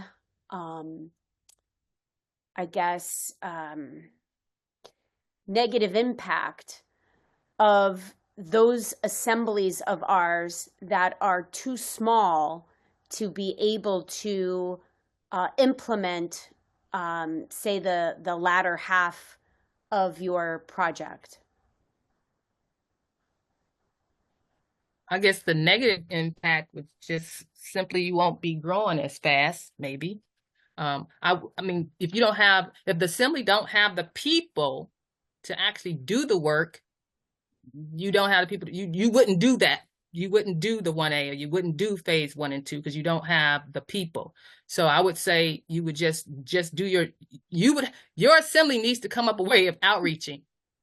You'd have to hold a public meeting. This is my idea of giving you a way of outreaching, to hold a meeting, to get into the public, because you got to get people into the assembly to have people to do the work. So that's my idea of offering a way to do the outreach.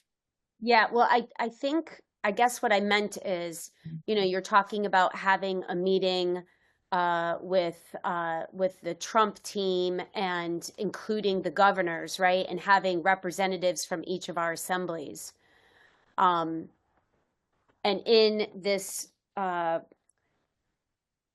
guess in phase 3, the first pillar here, you have the PKTF liaison and militia. You know, some of our assemblies don't necessarily have the militia pillar, you know, standing, even though I know that the militia is technically the people.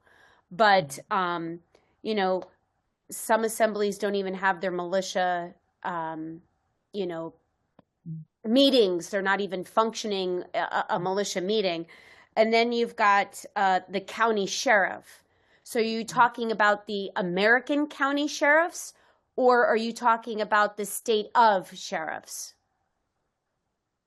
The American county sheriff, all those people that's in the list 1, 2, and 3, those are our American people. So I think that's the one of the concerns I know that I have is that, and I'm sure some of the other states that don't have these positions filled, how would you propose to even go into phase 3 if you don't even have any of those functioning? Yeah, I don't think you'd be able to go into phase 3 until you have those functioning the way it's developed here. What that particular assembly would need to do is go into phase 1A. Gotcha. And start public meetings so they can start filling up their assemblies to have these people. Mm-hmm. So, yeah, And I think that would be, you know, even inspiring. It's inspiring when you do have the assemblies. I know Ohio is one, Arizona is another, probably Florida, but you have all these assemblies that are functioning. So it will be, and I guess the other question that I have that I'm really trying to get at is what type of impact do you think that we can make if the majority of our assemblies don't have these positions filled and you're going to make a meeting with the president of the de facto? Well, I think what Anna said on the other call rings in my mind. It's not, we don't need the numbers. We have the position already. So if the 50 assemblies, and if the 50 assemblies don't have, I mean, if we said the 50 assemblies are assembled, we should have at least one, you know, from the assembly just to be there. Now the assembly itself is not. I think you just answered my question. That's it. I yield. Thank you. I think Kimberly has a question or something. Go ahead, Kimberly. Thank you. Firstly, I love that you added a phase A, 1A, the teeth. I think that is gives even small assemblies hope. And so thank you for giving that to the assemblies that are just getting started and are looking at the other levels in overwhelm. So thank you for that. I think that we could propose that to answer what maybe is a possibility for Tammy's question of what if we are, you know, some are storming ahead and others are still just trying to pick themselves up. Well, maybe we just have to have sort of, I guess, sort of state nation hugs that if assemblies around a state that's not doing so well could maybe after they start getting moving kind of, and I'm not meaning this in any sense of trespass, I'm meaning this genuinely in a hug, that we all have states that abut another state, that if you're near a line and you happen to have a city that's big on your side of the line and you can start to throw flyers over the line that give them an opportunity to attend a meeting, that they can start to hear about this and, oh, what is this? Oh, well, you've got to take this home and do it on your state. We need you. That we kind of come from all sides and all borders, that if somebody, you know, can come from another state, because I do know when you're in close proximity, going over state lines like that can be very commonplace. So that may be a way that we could lend a hand to, you know, just hugging our neighbors and helping to try and, you know, awaken the people that if they don't have people yet, that they can be awoken enough to hear the message to go home and do it for themselves. So just a possibility on how we might be able to help our neighborly states. So that was just a thought of, you know, how could we lift each other up and not have any trespass? So that was my attempt. So thank you. I yield. Thank you, Kimberly. I thought about that too, you know, more of a regional thing, especially when those states are small. I don't know the logistics of how they would work that out, but that would be supportive of each other. Mm-hmm. Any other questions? All right, Tammy, I yield. Awesome. Okay, guys. Well, that's going to conclude our meeting for tonight. I'll send this recording link out probably by tomorrow afternoon with, you know, with some notes. And Louise, I did download your attachments that you have here, so I'll include those too. You know, we'll. I think I have it set for us to resume. Our next meeting is going to be, let's see, so mark your calendars for January, I believe 15th. Yeah, January 15th. Okay. All right, everybody, thank you so much. And hey, have a very merry holiday season, and we'll see you next year. All right. Bye, everybody. Lots of hugs. Thanks, Thank Tammy. you, Good night, everyone. everybody. Thank Good you. night, everybody. Blessings. Beautiful work. Beautiful work. Yes, beautiful work. Hallelujah. Yes, well done, Louise. Yes, Thank you. beautiful work. Thank you. everybody. Peace and love. Peace and love.